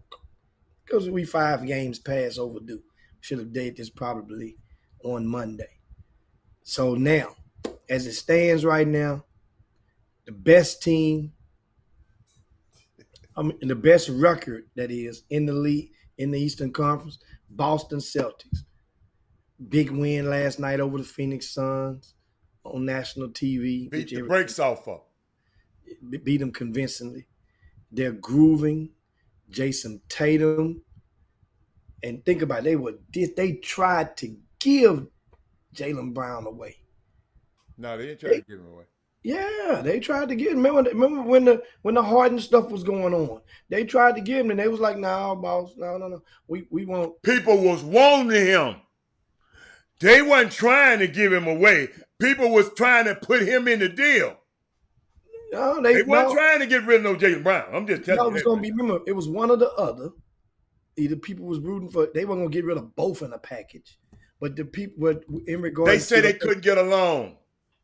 People were saying they couldn't get along. But I'm telling you for a fact, Boston Boston could have did a deal. You said they were trying to get him away. Somebody would have took him. But then some people wanted Marcus Smart as a sweetener, and they wasn't willing to get rid of him as well in that particular package. But the way you framed it, Jimmy, you said they tried to give him away. Hell no, you don't give away an all-star. No, but at the time, they had turbulence between the two stars. And then one of them often is common. You talking about a year ago? Yeah. And Ime Udoka went and cussed both of them out and said, "This is what y'all got to do." They start winning. At the time, before the kumbaya took place between the players, one of the players was like, either him or me, get one of us up out of here. And then guess what? It's happened before. And they tore it out there, but the other team was like, "No, we'll take him. We want this one too." So anyway, now here we are, Boston Celtics, 21-5. Not just the best record, of course, in the Eastern Conference, but the best record in the NBA right now. Yeah. First team to 20 wins thus far. Boston Celtics. Is this a surprise to you guys? Boston being in first place. I'm gonna give you Tatum is the front runner for now for the MVP. But I looked up some stuff, and Boston is the only undefeated team against Western Conference. No Western Conference team has beaten Boston. That's crazy. The only people that have players that average, the only players averaged 25. Both of these players averaged 25-7 on 35% 3-point shooting this season. The Celtics, what they said, the Celtics versus teams with a winning record, they're 10-0 versus team not named the Cavs. The teams with winning records. The Cavs done beat them twice. Only team that beat them twice. Every other team with a winning record, they done beat. Those two boys, man, has turned into men. And I'm going to tell you something. If you haven't been watching them, they had an addition that came under the radar and nobody talked about it. But me and Damon talked about it this summer. Malcolm Brogdon. I don't know if y'all been watching them. Malcolm Brogdon is the truth. Go, Jimmy, look at his stats from last night or the last couple games. Key piece to this game. Steady and influence. A grown man in there can get you some. Jimmy, he can post up the small guards. Malcolm Brogdon is the what's the guy, Drew Holiday, that he can go against. He can match up against Drew Holiday when they try to when Drew Holiday be trying to just muscle them little guards up. I mean, it's a unique situation. But Malcolm Brogdon, a hell of but them two young boys done finally grew up. And then a testament too, Jimmy, to Joe Mazzulla. The young guy, they fired the coach, Turmoil. And that young fella said, hold up, forget him. Shout out to Brad Stevenson for hiring him. Said, hey man, I need you to come here and right this ship. And this young 34-year-old man coming here and righted this ship, man, and he commanded that locker room, and they respond to him, man. It's unbelievable. And then, Jimmy, he got Damon over there whispering. And let me let y'all know, Damon Stoudemire should have been the coach of that team. But Damon Stoudemire was one of Ime Udoka's best. Ime brought Damon in. Joe Mazzulla, guess who brought him in? Brad Stevenson, the GM. So I just want to give people who probably didn't know that. But yeah, he matches up with Smart too. Yeah, I mean it's just amazing, man. That Malcolm Brogdon, I love him. I'm sorry, Jim. So in regard to Boston, no surprise. Look what he did. And understand something. A lot of these teams, we're talking 25 games in. Some of these teams, it takes maybe one win or loss, 2 wins or loss. It separates different positions. But we're just giving assessments, getting your thoughts, reading some of your comments, post some of yours up there. What do you think? Milwaukee Bucks right now, 18-6. Second best record in the East. So that means if the playoffs started, Milwaukee would not see Boston unless it's the Eastern Conference Finals. Whether they're first or second, to a lot of these people, does that matter to you? Based on, does it matter? They're in the range. Home court advantage. That matters to a lot. Milwaukee being in second seed right now, considering the fact that their best mid-range player has been out all of season, most of those 25 games. He just came back about a week ago, right? And who I'm talking about? What's his name? Middleton. Middleton. Oh yeah, Chris Middleton. Yeah, just came back. Yeah. So think about it. Milwaukee hadn't even reached their chemistry point. The water hadn't even started to boil. And they ain't but 2 games back. Yeah, just came back here. Let's say the other day. No, I'm talking about they ain't but 2 games behind. They ain't but 2 games behind Boston and Middleton he's only like 2 games back, maybe 3 after last night. So that's something, and this team is deep now. Absolutely. They're deep. Absolutely. And Connaughton, I don't think is back. Connaughton I don't think he's back. Is Wesley Matthews there? Is he back? Oh, I ain't looked at Well, it. some teams gonna, but this team, man, hey, Milwaukee, no surprise. What about Cleveland? They're the 3rd seed right now, 16-9 thus far. The Cavaliers. Remember, they had momentum going into the playoffs last year. Jared Allen gets hurt. Connaughton is back, Jimmy. I'm sorry. Connaughton just got back. Yeah. Connaughton back. Is Wesley Matthews back? He didn't play. Coach's decision. Him and Greek Freak brothers, they the cheerleaders right now. He ain't in the top. He wasn't in the top. This just the other night, though. It's just a long season, though. It's a long season. But keep going. Keep going. The Cleveland Cavaliers. Mm-hmm. They're the 3rd seed right now. Is this about the range that you thought Cleveland would be in? Hell no, I didn't think Cleveland was going to be this good. I didn't think they was going to be this good.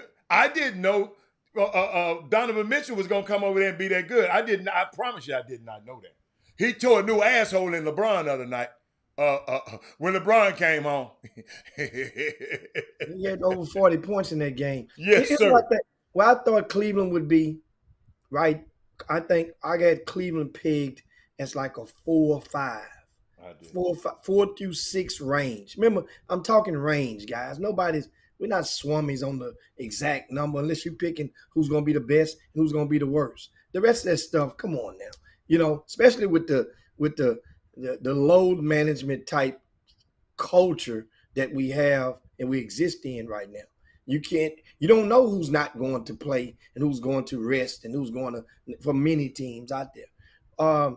Because that brings me to the Brooklyn Nets, who's, after everything they've been through, they're sitting on the 4th seed right now.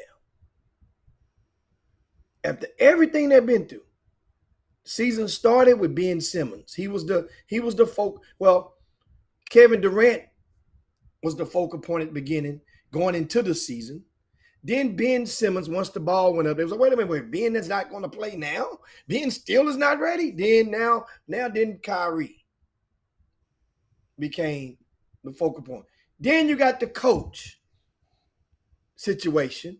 Then you got a coach who we think is going to get the job. Then somebody did a great job of leaking it out because it worked. Whomever was the leak caused Udoka from not getting that job because that was definitely going to be a done deal. And once it got out there and public backlash, sponsors start to get involved. You start talking about women rights and activists. Coach, they weren't worried about that, Coach. I'm just helping you out.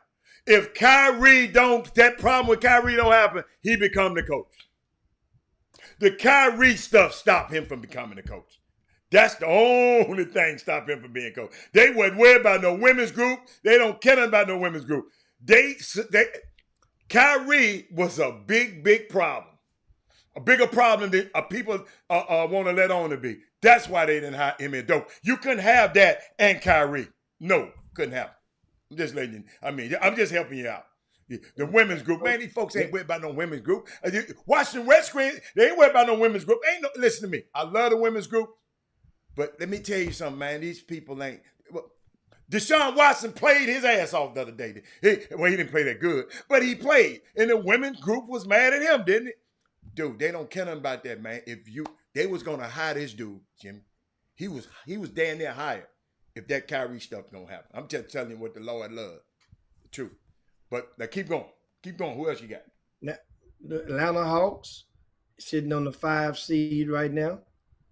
Some I don't like that team right now. I don't like Trae Young, the way Trae Young is leading that team right now. But before the season, when they were 0-0, Atlanta Hawks is about in the range that I would think they would be in the 5 to 7 range. I don't think they would be a home court advantage first round team. So they would be one of those teams that I had in that next 4, not the first 4, which is home court advantage, but that next 4. They in that range right now. The thing is, Atlanta's something is going to happen. Now remember, isn't the trade deadline the first one? Free agent, I think, something like that. Something's coming up on the 15th. On the 15th, you will be able to trade a player you signed in the offseason. They don't want people. You trade a player you just signed in the offseason, sign an extension to in the offseason. They don't want people to just be able, before December the 15th, they don't want people to be able to trade them. So December the 15th, they'll be able to trade anybody that they had a transaction with this summer. Just to keep it honest, so you don't get nobody there, then try to get rid of it before.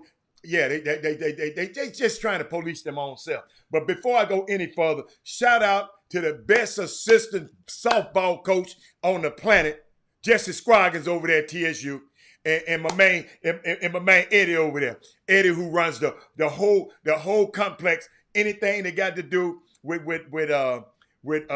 TSU, the facilities.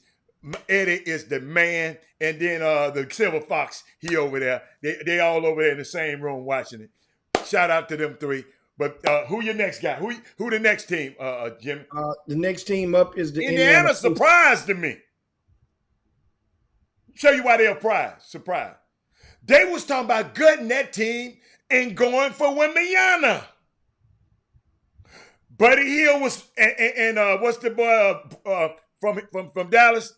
The tall boy from Dallas. What's the guy? Miles Turner. They were supposed to get shipped off to the Lakers for Russell Westbrook, and they were supposed to tank. Miles Turner wanted to. He was running his mouth. Guess what? Halliburton, you ain't lying. Halliburton is balling. Hey, dude. I see why Fox wanted Halliburton out there on the West. Fox and them balling too. Fox said, this dude too good. Get rid of him. Halliburton got the hell out of there. Rather than going through all the teams, let's go to the ones that should be the biggest surprise. Right now, of course, Philadelphia 76ers, they're at 500. That's a big surprise. A lot of injuries, though. A lot of injuries, but then a lot of teams have had the injuries, even when they had to work. Yeah, but you don't have Joel Embiid, Tyrese Maxey, James Harden. Them the big threes. The big three. And then that team is not built the way these other teams are. Like when Giannis out, see, and these guys, Philadelphia stars don't play as hard as Giannis does. Don't nobody play like Giannis. So Philadelphia just got to be healthy, but we ain't. Who you got to depend on? But that's the whole thing. What you just said right now is the aha. This team isn't built like that Boston Celtic and that Milwaukee Buck team. Well, guess what? 3 years in, 2.5 years into this new movement with the Tyrese Maxey, since he's emerged as that third fiddle, why isn't it built like that? It ain't, you better get built like that. They just ain't good. They just ain't got it. They don't play. I tried to tell you early in the season, y'all didn't know what I just said. They don't play hard enough. Well, they don't play hard enough. Playing hard means something, Jimmy. Well, at the same time, you got to have the right pieces around those guys. It's supporting cast. Their supporting cast is just what it was thought to have been. Them dudes getting paid, man. Thibault supposed to be good. Your homeboy, PJ Tucker, I think they might get rid of his ass. Daniel House is terrible. He still starts. I know Daniel House is terrible. He comes off the bench. But let me explain to Mr. Bishop, since he won't ask. I don't like his leadership. You know why I don't like his leadership? He always whining. He got a coach fired. He got a good man, Lloyd Pierce, fired. And he's about to get another good man, one of the best men in the NBA, Glenn Bishop. Trey Young is about to get him fired. That's why I don't like his leadership skill. That's not being a damn leader. Now, anything else you want to ask me? What else? Come on, Jimmy. Yeah. Anything else you want to ask? Another Miami Heat. That's who you need to be disappointed about. Well, Jimmy Butler's been injured. But no, you just said injuries don't matter when. Hold up, Jimmy. I just said also most teams out there have been hit by the injury bug. Boston ain't been hit by the injury bug. Milwaukee Bucks have. Yes. Cavaliers have. Yes. Brooklyn Nets. Yes. They've been hit by the injury bug. They've been hit by the ignorant bug. Injury bug because remember Ben Simmons was they don't count him. Yeah, you gotta count him. Man, I don't count no damn Ben Simmons. You the only one be counting Ben Simmons. You gotta count it. I don't count it. Absolutely. Listen to me. I don't expect nothing from Ben Simmons. Anything I get from Ben Simmons is gravy. I'm talking about me. Dude, we didn't even mention Ben Simmons' name when you mentioned them guys early. You didn't even mention him. I did mention them when they talk about distraction. I talk about the season started off with Durant. Then I said then it was Ben Simmons. Then it was the coach. Sure. Then it was Kyrie. Then, I mean, just in no particular order. But at the same time, you got a lot of guys out here making a lot of money that their ass ain't producing. I'm finna go and let you know about what's happening in the NBA. You got a lot of dudes out here making a lot of money, but they ain't playing up to their contract. Okay? That's what's going on out here in the NBA right now, all over the league.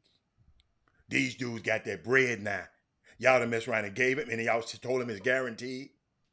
I'm just gonna guarantee that I can try to get me another one contract. That's all it's guaranteed. Jimmy, it don't matter no more. They're making so much money, the ring don't matter. I'm just telling you, the ring don't matter. So right now, of course, Miami Heat, even with all they've been through, I wouldn't expect them to have a sub 500 record right now. I would not. They're 11-14. Why you wouldn't? Why, Jimmy? Who on their team that's gonna make you saying? I think you're gonna pop back up in a minute. Who on their team making you say that they got a chance? I mean, what make Jimmy Butler? Jimmy Butler. I was just giving it to you, Glenn, in case you didn't wonder what leadership is. Yeah. Trae Young. Not good leader. I ain't never seen a good leader not show up to a game and his players at the game. Good leaders don't do that. Jimmy, I don't know what happened over there. I don't know what happened to Jimmy. He just froze over there. Let me take him off until he come back in. Yeah, that's all. I'm just giving it to you. Glenn Bishop. Glenn Bishop, you got to understand, when I see it pop on the screen, it pops up on the screen like, let me see, how did you say it? Hold on, let me show you how. I'm gonna show you how you said. Why not, Mr. Hatter? What do you don't like about his leadership skills? Don't like? Yeah, 2 minutes. Too much stuff going on, man. Too much stuff going on. You got to take the blame. You got to take the leaders always. I told y'all about what leaders does. Leaders are not people you are in charge of. It's the people that are in your care, that you are the people in your care. You got to take care. The leaders eat last, Glenn Bishop. Leaders eat last. Leaders take all the blame. The coach is going to get this blame. If something happens, he already got a black coach fired. Lloyd Pierce running his mouth. Now he's not showing up for a game. So he's going to get another good black coach fired. So I'm not a groupie. I'm not a fan. So I'm just giving it to you like a T.I. is. I don't like his leadership skills. Because leaders eat last. Don't ever forget that. Leaders take the blame. If there's some credit to be given, the leaders give the credit away. If it's blame to be given, leaders take the blame. Now, all of that's gonna be in my book. Just keep waiting. It's gonna come out. Leaders eat last. But now, where was you at, Jimmy? You was talking about when you left. Who were you talking about? Yeah, more just teams that right now that's disappointing right now. I mean, Miami. Oh, you was talking about Miami. Miami's disappointing. That's it. Chicago Bulls. They ain't disappointing to me. They ain't disappointing to me. Jimmy, yeah. I ain't just don't never expect for Chicago Bulls to do nothing. This team here was grooving last year. They even got to the point where they was talking a little shit. And certain Zach LaVine, he's trying to prove something. You're trying to prove something. You're outside the 10 spot. I expect them to be in the 9 or 10, 8 to 10 range for Chicago, not number 12. Jimmy, when they was grooving, they had Lonzo Ball, Jimmy. Lonzo hurt. Y'all, I know y'all don't think he's that great. But he's a great piece. See, in basketball, you got to have somebody that can. He's one of the best defenders on the team. He's the best passer on the team. Whenever you lose the best defender on your team and the best passer on your team, you're gonna suffer. So those other two guys, it used to be easy for Zach LaVine. Now it's harder. It used to be easy for my man DeMar DeRozan. Now it's harder. Cause of that little dude that y'all think ain't that good, named Lonzo Ball. It's a big, and he's 6'7". He's 6 long. He long. He get in the lane. He get deflections. That helps your defense. Yes. There's another what? Injury. So injuries does play a part, and he don't have a supporting cast to be able to withstand these injuries. Dude, this NBA, y'all, I'm trying to tell y'all, this stuff is hard. Y'all sit back over here and look at these things and watch. But I'm talking like the other day, I'll never forget, because I came out and told y'all I was mad at what's the boy name? From Philadelphia, Montrezl Harrell, because he was arguing with Giannis about Giannis going on the floor after the game in Philly and trying to shoot some free throws. I took Giannis' side. So what I did, y'all, I went back, Slim. I asked several NBA players, at least about 10. And every last one of them told me per man, you done lost. Get your ass off our floor, onto your hotel, and get the hell and go practice at home. I took up for Giannis. Y'all remember? And I'm apologizing to Montrezl Harrell. I apologize because when I talked to those guys that's in the NBA, and they told me, no, Robert, that ain't his home stadium. Folks got shit to do. Get his ass in his dressing room and get the hell out of there. And I apologize, and I'm coming back on the show and said, Montrezl Harrell, dude, you were right. If you're on a visiting team floor, you ain't got the right to come back. Without permission, you don't have right to bring your ass back out on that floor.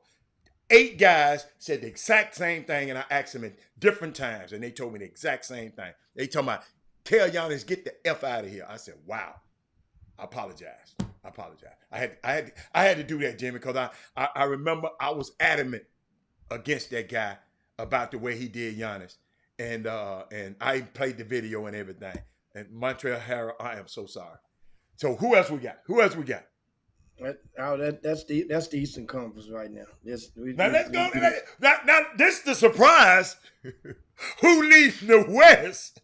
Now this is the biggest story in basketball. Well, this got to be the biggest story in basketball. Is the biggest story?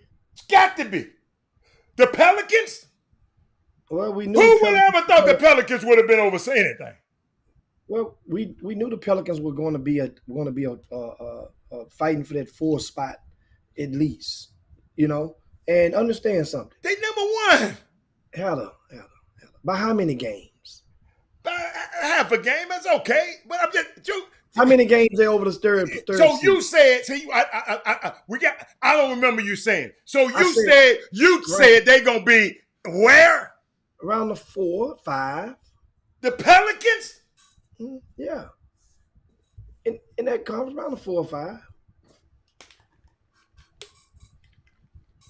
Remember now, you're talking about a team that finally gets to come out the gate with a well-rested Zion, who's each of the past couple of years, it's always been an asterisk. It's always been a reason. It's always been the need. It's been so you put him at 4 or 5? Yeah, 4 or 5. With an asterisk. No, I say the asterisk came from the asterisk. So you got a player that you can't depend on that good, and you put him at 4 or 5. Okay, but now he's well rested coming into the season. So now we don't know if you can't depend on him until if and when another injury transpires. Right now, slate is wiped clean.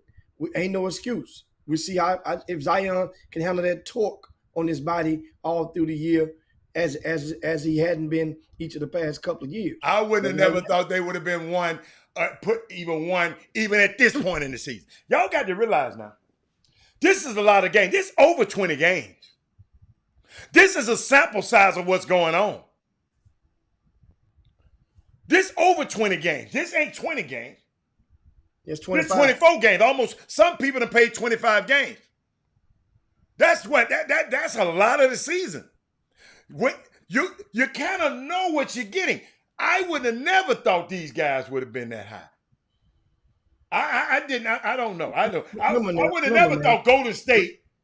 No, but back to the New Orleans. Understand something. When they picked up CJ, he gave them stability. He gave them an all-star. He gave them a guy that came into that backcourt.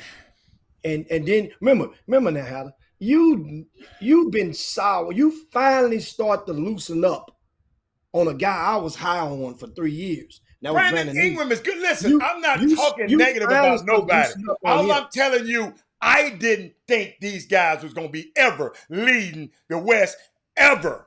Even after the first game, I didn't never think they would be in the top percentile of the West. New Orleans has a chance, as they keep being consistent, to become the Boston Celtics of the West. That's what they have a chance of being. That makeup of this team, and they play well together. Got a great coach too.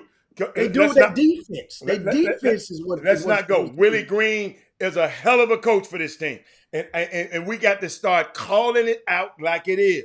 Willie Green is a great coach. He came over from Phoenix under Monty Williams and came right in and told these folks, hey, even when Zion was hurt, he brought them guys in. Even, y'all, it was turmoil. Remember, Zion came back and wasn't even calling people.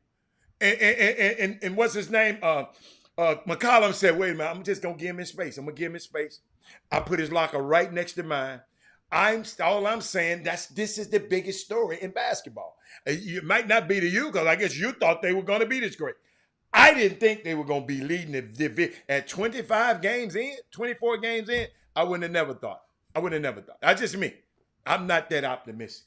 I can't believe the Lakers are way down there. I can't believe Minnesota's so terrible. I can't believe the Clippers so terrible. I can't believe Golden State's so terrible. Now I can think Portland ain't as terrible, and Portland is better than I thought. And I wouldn't have think Sacramento would have been this good.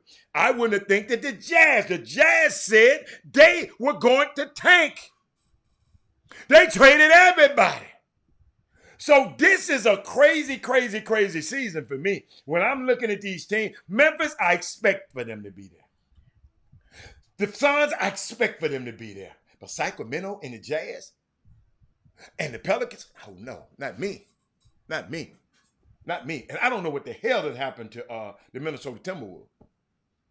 You know, because everybody had dubbed, what's his name, Anthony Edwards as the next coming of whoever. Wow. He said the biggest winner is Father Time. Why did you say that, Wes? Why you say that? Because LeBron is old? Because that's the only one that's old. Well, it's you got to realize now, when does Lil Ugly back? No, number 2. When he gets back? Well, he was back. We want to spend it, but what, 2 or 3 games? How many games? 3 games? No, the other one, the Greek Ugly. No, he from Germany, man. He from Germany. The German Ugly. He was back the other day. I saw him. He played one time. Might be hurt again, Jimmy. He get hurt every day. Him and that Anthony Davis, man. I don't know what's wrong with them. That's why, like your man, Thaddeus Moody come on there. Hatter. People ain't talking about Anthony Davis. His ass probably hurt again. Street clothes. He just can't help it, man. Hey, as much as I love to see him ball, who scored 18 last night? Freight said somebody scored 18 last night. Who in the hell are you talking about? Who scored 18 last night, Freight? Help me, Freight. AD has the flu. Oh.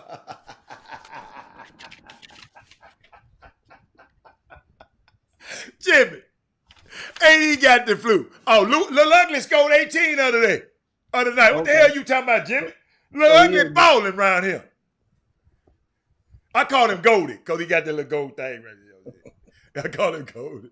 Hey, Oh man, AD got the flu. Jimmy, did you hear what that man just said? AD got the flu.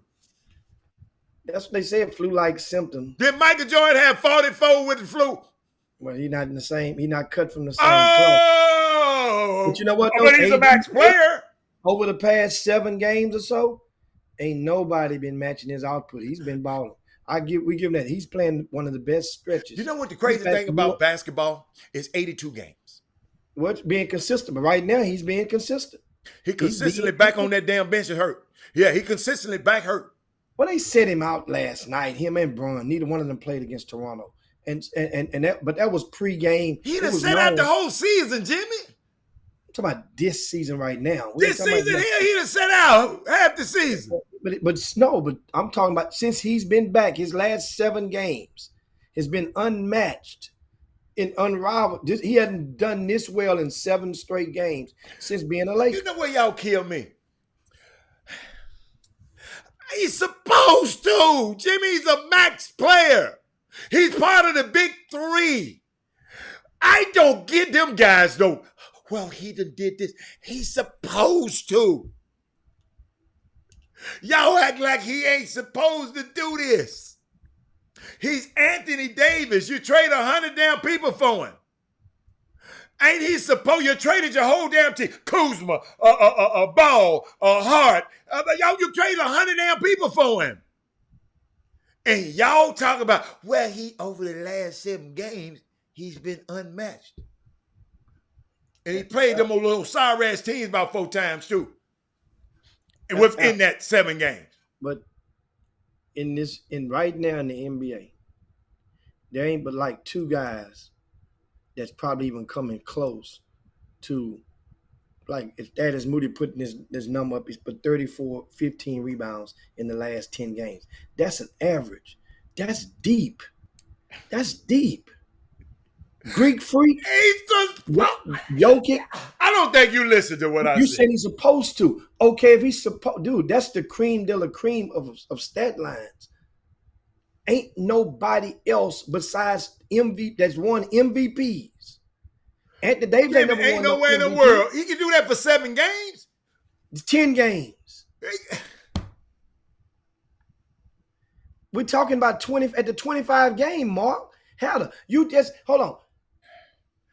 Anthony Davis, y'all can give. Hey, I'm not gonna give no A student no praise because he make a fucking A. I'm just not gonna do it. He's supposed to make an A. Yeah, but that A student is making 98s, 99s, and 100s. No, but he's been making too many D's for me. No, that's a different type of A. Different type of A. Especially, how many games have he played? They played, what, 20-something games? How many games? 24 games? How many of those games has Anthony Davis played this season? Y'all kill me. Y'all kill me. Y'all tell me. Okay. 21. Y'all can love on Anthony Davis. Well, he got the flu. Let's see how long it take him to get over the flu. Let's see how long it takes him to get over the flu. The only thing that has to come into play is the wins and losses. They have to, the supporting cast, like most other support. We talked about Miami. The supporting cast. They've been winning. They've been winning since he's been playing like that. No, they sub 500 still. They've been winning since he been playing good. They got an 8-2 record. 8-3 or maybe 8-4 by now. Since he been playing well. They were 8-2 at first. Then I think they lost 2 in a row. But then he was out. Against the last. I don't know how. I really don't even keep up with the damn Lakers. How about that? I don't even keep up with them no more. Hold on. What's their winners? Hold on. Let me see what they got. They losing streak. Hold on. Let me see. They got a losing streak of 2, Jimmy. They lost 2. They was 8-2. Then they lost 2 in a row. Yeah, and those losses like the loss against Toronto when they say he'll be out 2 weeks for the flu. And there's no Bron and there's no AD last night. Those games we're gonna forget it exists, but it's still gonna be an L at the end of the season. That L gonna contribute to the losing column, and those are things. So that way, now I just said the supporting cast will still have to muster up ways and rise the tide so that they can fill the gap and win those type of games without both of them. They three Not games. all of them, but Jimmy, win a they game. 3 games ahead of the Houston Rockets. Well, they were tied with them at one point in time. or one game ahead just about a week and a half ago. That is Moody sending me stats. I tell you what stats you want. I need to send you at that is Moody. They 3 games ahead of the Houston Rockets, man. And the San Antonio Spurs. But everybody, just like the Lakers, that win-loss record right now, does not hold a lot of water because of a couple of reasons. We know AD is one of them, and the amount of games that him and Bron has played together on the court, their record in those games. Then also look at, okay, if you're going to have that energy towards the Lakers, then by God, then make sure you keep and maintain it when you're looking at the Clippers. What place is the Clippers in right now? They just as terrible. Okay, keep the same. See, one thing about me, hey, dude, talking about you got he got an opinion. Donald Hall, I don't give a fat rat's ass about your opinion. But back to you, Jimmy. The Clippers, they ahead of the Lakers. So why are you talking about the Clippers? How many games? If the playoffs start today, they in the playoffs. What range, Adam? What seed? They in the 9th seed. They in the playoffs. What seed is the Lakers, Adam? The Lakers, they so far down, Jimmy. 10, 11, 12, 13. 13. Jimmy, 13. Carry on. Man, I wish people would quit using, what's the boy name? That ain't your words. What's that boy name? Perkins' words. Carry on. Carry hell on out the way somewhere. Hell, they pulled him because they thought he had COVID, but he tested for flu system. Okay, all right. But yeah, all I'm saying, y'all, you can't make the club from the tub. And y'all when somebody else get hurt, he always injured. But now y'all want to brag about Anthony Davis and came back and had a nice little run. And he did had a great run. I even talked about it. But when y'all talk about it, I'm talking against y'all. Yeah, y'all's opinions. Y'all's opinions. I'm just giving you facts right here. I ain't giving you no opinion. The thing is, if indeed, once again, consistency is important. Jim, this ain't no opinion, Donald Hall. The fact is, this is a fact. The Lakers are 3 games ahead of the Houston Rockets. That's a fact. Now, whatever your damn opinion is, I don't care. Dr. Newsom, how you doing, sir? What's up, Rev Newsom? You talking about your opinion.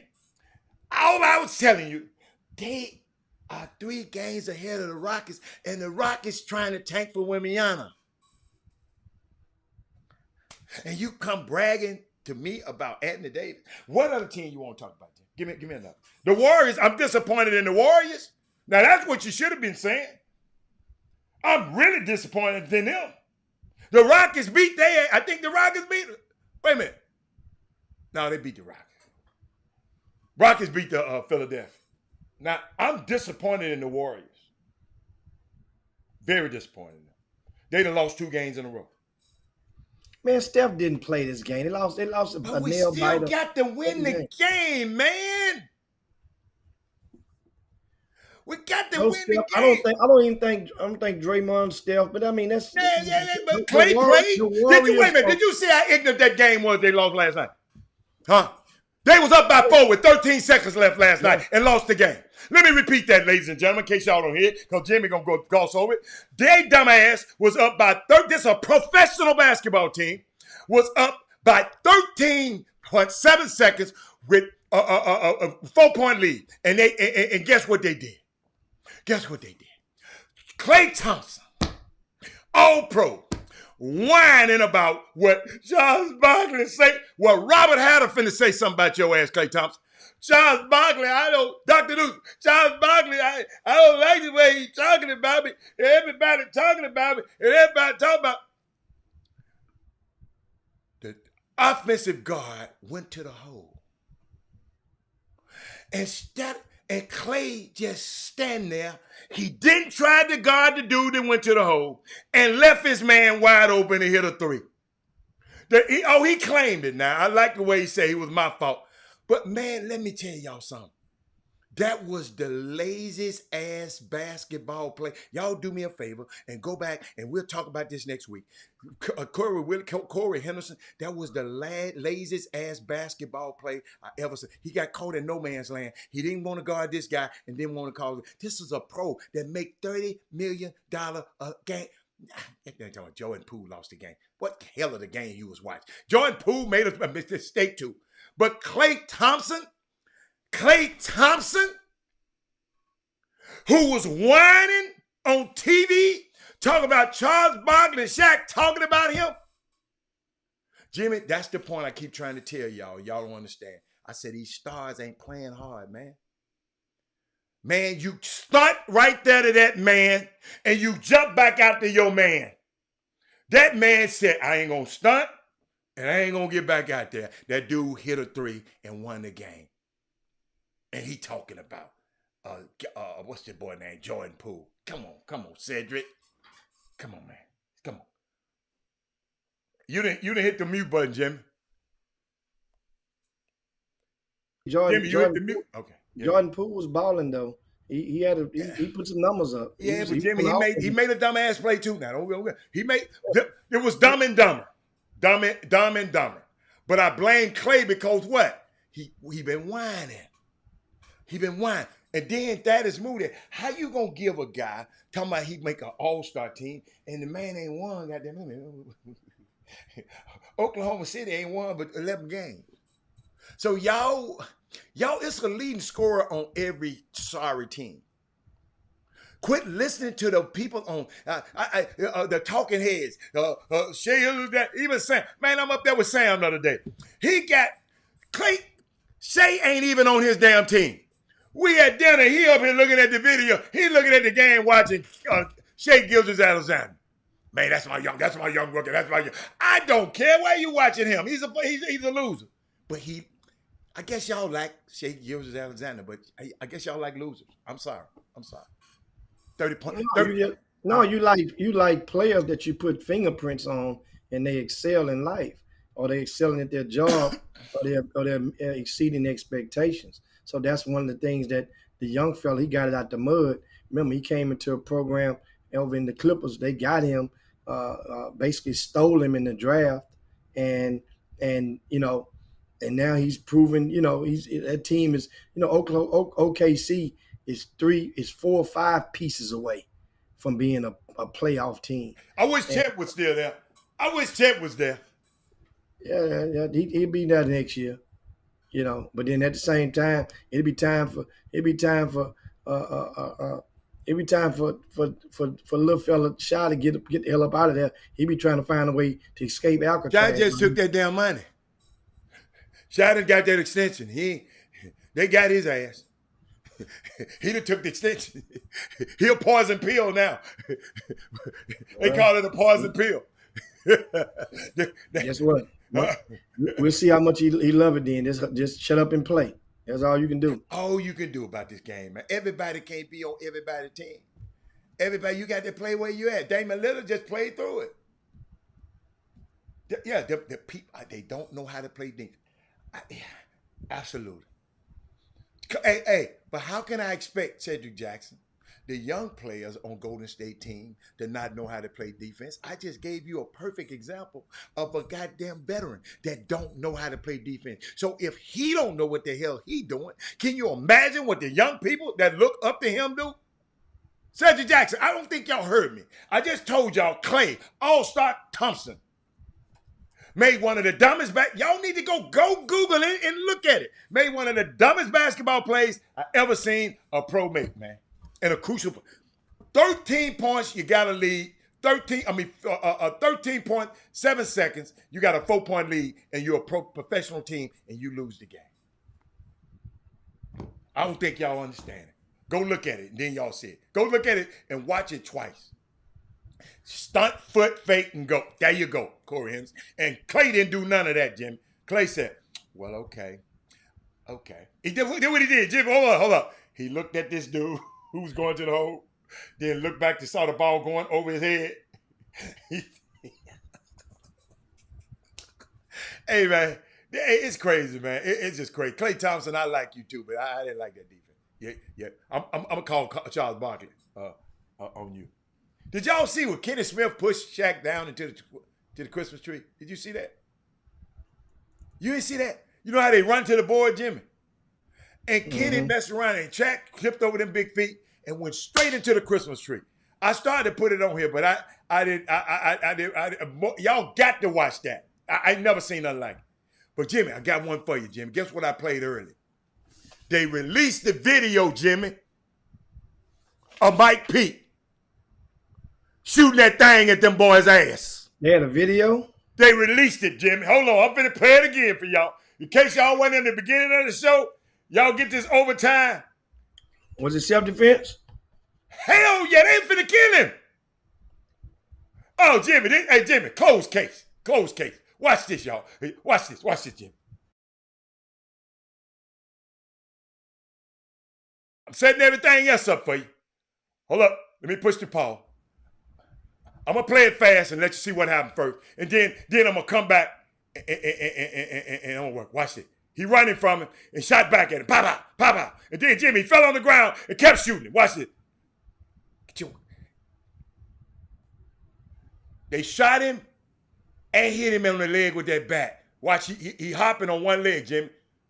Look at the leg is hanging. He just left his little flip-flop. That's why I keep telling y'all, quit wearing them damn flip-flops every goddamn well.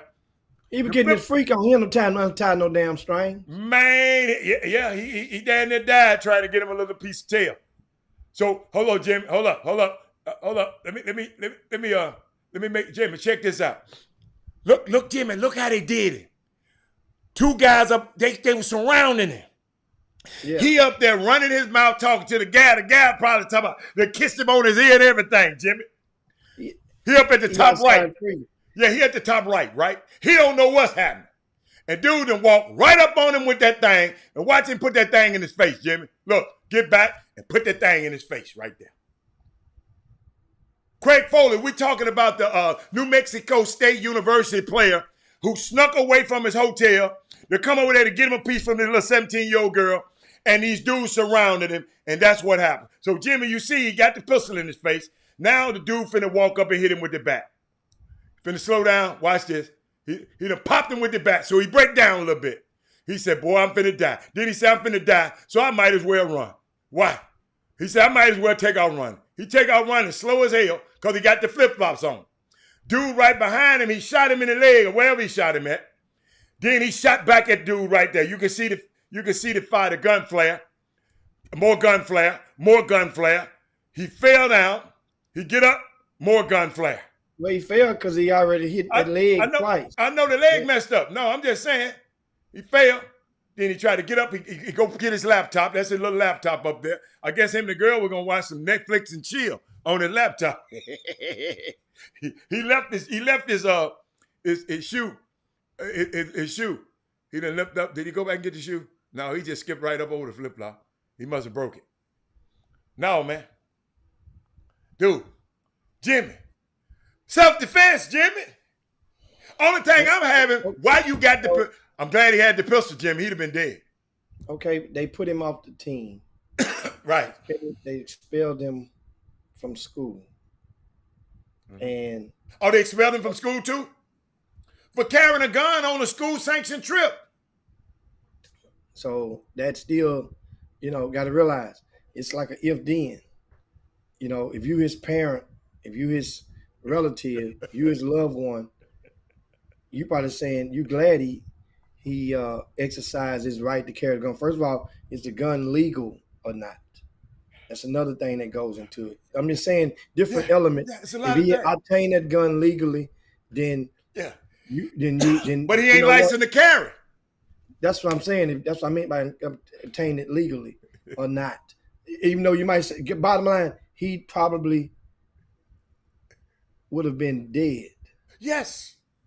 So him being able to save his life. Self-defense. Trumps. Yeah. You kicking me off the basketball team. Absolutely. I can't come to school. So those decisions.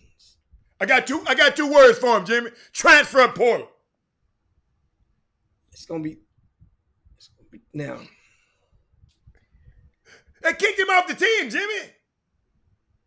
yeah. But the next team, Jimmy, all I'm thinking about, dude, why are you leaving, man? You a basketball player. You Mike Pete. You want to I know he didn't know what was gonna happen, but on them trips, Jimmy, and Chris said it happens. But man, I talked to some young fellas and they said, man, ain't no way in the world I'm going out no room on the road, Mr. Hatter. Man, coach, y'all see, coach called that a one-way ticket home. Stay your butt in that room, man. Man, can you imagine me on the road? Because I used to go to all the Cornell games, and I catch Robin and his partner somewhere trying to go holler some gas. Man, I'd hit him dead in his jaw. Yes, sir. Man, hold on. Craig Fowler. What Craig said? Like I just said, Chris Walker, long-time coach. Chris saying his endearment, he's seen that happen. He said it happened. Why are you putting in caps? Why is he trying to get some on a basketball trip? That happens all the time. It happens. Now, this situation is not something that happens all the time. But guys and chicks, normally what it happens, the normal is a guy gonna have his partner with him. They gonna flock out in twos. No, Jimmy. Jimmy, the smart ones get an extra room. They get NIL money now. Getting an extra room and have little mama come to the thing, man. Have her come to the room, like Rashid and your boy Okafor did. It got caught. I'd rather get caught like that. That's Daddy's Moody homeboy. Jimmy, I'd rather get caught like that and let Coach K cuss me out than them dudes putting that pistol. Man, them dudes were wanted. Dude, they was at this dude. Did you see how they was stalking him like animals? Hey, Jimmy, this the cage thing. This gonna go get you, Jimmy. Watch this. Put this in your pipe and smoke it. All of them was college students. These weren't dudes in the hood. These was college students. I got a good one. See, Kevin Frank. I mean, who's that made the comment? They said that's why Deion made his kids stay in the hotel when they came to Houston. Yeah, right. Absolutely. That's Craig. Yeah, and I respect that. That was from understand. This situation, the Deion was right after Takeoff got killed. Yeah. It wasn't because of this. Absolutely. Now, at the same time, just think about this then.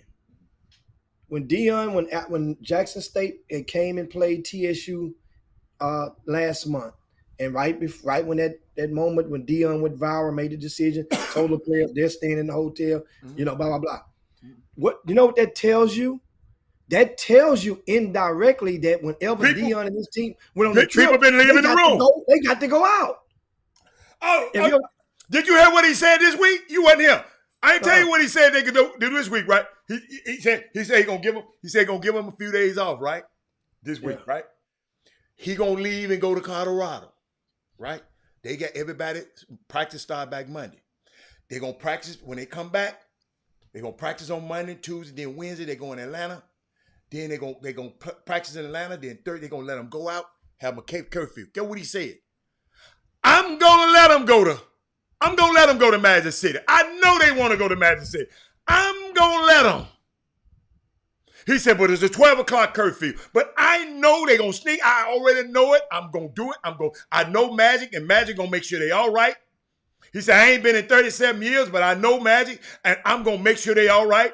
But I know Deion got a heartbeat on these kids, y'all. The man said he know them kids going to the Celebration Bowl. He know they gonna want to go. Everybody, all their friends in Magic City that day. So he said it. So he on the heartbeat. But back to Mike Pete, Jimmy. I'm just glad he had that heater with him. I'm glad he did. Cause them dudes were finna do something. They was gonna beat him and shoot him. And the little girl just sitting up there. That's just an unfortunate situation in regards to that, but it showed it can happen and it will happen. I think I'm going to the Celebration Bowl, Jim. I think I'm gone. I'm with Deion. Jim. I'm gonna tell you something. Let me tell y'all something. All the Jackson State fans ain't mad at Deion. Guess what some of the prominent alumni told me? Rob, we already looking at, we trying to find the schedule for next year. Cause when we trying to get what we going to go on a couple of them Buffalo games. Well, the thing is, speaking of Deion, briefly, I wanted to inform you guys earlier that Vincent Dancy is expected to resign in the next 24, 48 hours and take a job on the staff of Colorado with Deion. Who's Vincent Dancy? He's the head coach at Mississippi Valley State. And it's rumored that Deion there's at least 2 other head coaches in the SWAC that Deion is offering jobs to come and join him at Colorado. I don't know which 2 it is. I'm going to call and check on one of them and see if he got that number. But I don't think it is, because Deion, it'd be, relationships. These are relationship built. Some guys, and to see who else he's going to bring. And then another thing, remember when he first got to Jackson State, and I think it was Terrell Owens had asked to volunteer to come on over and volunteer. He came over a couple of times. Yeah, but he wanted, thinking you on. And one Sap did too. One Sap did too. So now, do you bring one of them in at Colorado who has more than enough budget to at least take care of their means while they're there? That would be big as well. Hey man, this man is very strategic. This dude been planning his move. This dude been playing. See, y'all don't understand. Coaches like him and guys, they're visionaries. Jimmy, Coach, when I talked to Sam and I talked to Damon Stoudemire right now, they know exactly who's gonna be their assistant coaches if they ever get a job. If they get a head joke, he said, Robert, you got to be prepared. I asked him, who gonna be your head? Who you gonna be? When you are when you plan on being a head coach, you got. Deion said, I like the way that dude Alcorn State coach. I gotta have him. I like that. Hey, and you know who I would go get? But somebody else gonna get him. He gonna be a head coach. I go get Willie Simmons, Jimmy. That dude at Florida A&M is the coldest thing out there. Yeah, but he don't gonna leave to come and be no assistant right now. He's in line to get him to run his own. Yeah, he don't. But Jimmy, usually HBCU coaches don't get. Deion is the first one. Don't get to go where Deion is now. HBCU coaches don't get that. It's been Deion and a former white coach. A coach used to be at Alcorn before Fred McNair was there. Them the only 2 coaches ever come from the SWAC and moved up to the to the high division rank. So all I'm saying is, Willie Sims, where you gonna go? You go here, you got what y'all call it, Power 5 conference experience on your belt. I'm just saying. Hey, it is different. You don't want Cooley though. Hey, what my man? Frank? He don't want Cooley. He said D made them stay in the room because of takeoff there. Yeah, you're right. Yeah. But no, we all right. We are good. We're good. There are a few Purdue players I ain't called. Man, it's players out. Hey, Jimmy. Every time I get off the phone, Jimmy, I got text. Man, everybody calling this man. Deion Sanders, man. Everybody. Coaches calling him. Players calling him. Jimmy, you can't have but a certain amount of players and a certain amount of coaches. That's the whole thing. But everybody has somebody good thinking that, you can dictate it. It's going to go and show and prove. Remember, the bigger the headache, the bigger the pill. And this is what's going to happen, because a lot of guys may just had not digested or bought the narrative. Okay, well, I know my kid, man, his dream was to play at these big elite blue blood football programs, and to just sacrifice and do what the young fella did to come on down there to Jackson State. Well, I ain't with that. And that's Mississippi. Who sacrificed and came to Jackson State? The wide receiver. Travis Hunter, the defensive back. He gone with Deion. Yeah. No, He gone. He ain't sacrificed nothing. No, he was going with Deion. No, I'm talking about when he went there. Jimmy, the man and always Jimmy, it's like a son to him. Y'all don't understand. Deion was playing chess, man. Y'all playing checkers. Deion done told Travis, if I leave, Coach Travis gonna ask him, man, is you gonna stay? Man, if I leave, you going with me. That's a son. He's not the only. I'm gonna show you how cold. I'm gonna show you how cold. I'm gonna show you here. Travis was FaceTiming him watching Deion talk at the press conference. He was FaceTiming, let us know he was supporting his dude. And then he said, tell him, coach, when he was talking to the boys, tell him, coach, I'm going to straighten him up when I get there. So he ain't left nobody behind. So I want to hear that narrative. You talking about left somebody behind? You talking about, well, he done got them to come over here and then left them. Yeah, he ain't left nobody. Ain't nobody said nobody leaving behind. I say they took a gamble. They took a gamble. What? Travis so good, he ain't have to take no gamble. Well, yeah, but okay, that's Travis. But there's other kids that took gambles, meaning that there were Power 5 schools that they could have went to. And guess what? Other people, they can go back now, Jimmy. You done cut off. They can go back now. Hey, chess and checkers, yeah. But y'all, we getting out of here, man. Jimmy stuff over there messing up, man. We getting out of here. But thank y'all, man. Y'all don't understand. I'm trying to explain to y'all. That same guy who, guess what? If he that good, y'all, if he that good, that same Power 5 gonna want him now. So he ain't left nobody nowhere. Ain't nobody took a chance. Ain't nobody took no chance. Deion showed them folks what it can be like to be a champion. How the hell you taking a chance to go be a champion?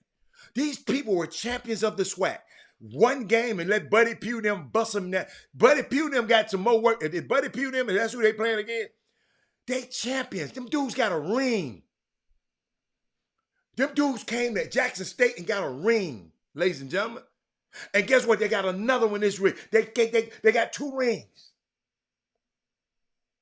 So you talking about they taking a chance to come to the HBCU. I don't like to hear that. That's why I combat it. Every time somebody say it, I'm going to combat it. You ain't taking a chance. If you're a baller, you can ball it. Let me tell you something. If you can ball, wherever you go, they going to come pick you. And I'm gonna give you this. I'm gonna give you this analogy one more time.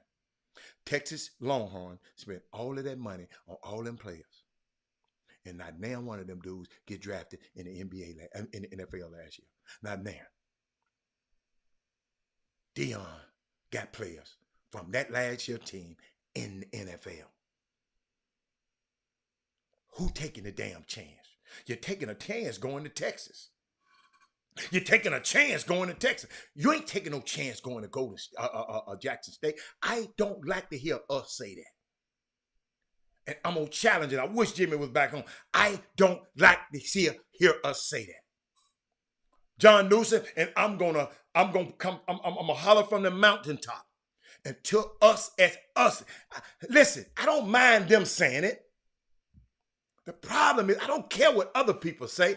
I said, why we got to say it? Ain't taking no chance. You can go to pro right out of TSU. Michael Strahan did it. So, yeah, I'm out of here. I love this shit. Hey, I love y'all, man. I'll see y'all next week. I'm out. I'm going to yabba dabba do this day and slide down Dino's back. And I'm out of here. I'll see you later. Bye. Jim Hicks, Rob Hatter, you are now tuned in to the Chop Shop. I'm Retro, let's get it. We in the Chop Shop, we live in the Chop Shop. We talking sports talk, we live in the Chop Shop. We in the Chop Shop, I'm talking sports talk. So turn your dials up, it's live in the Chop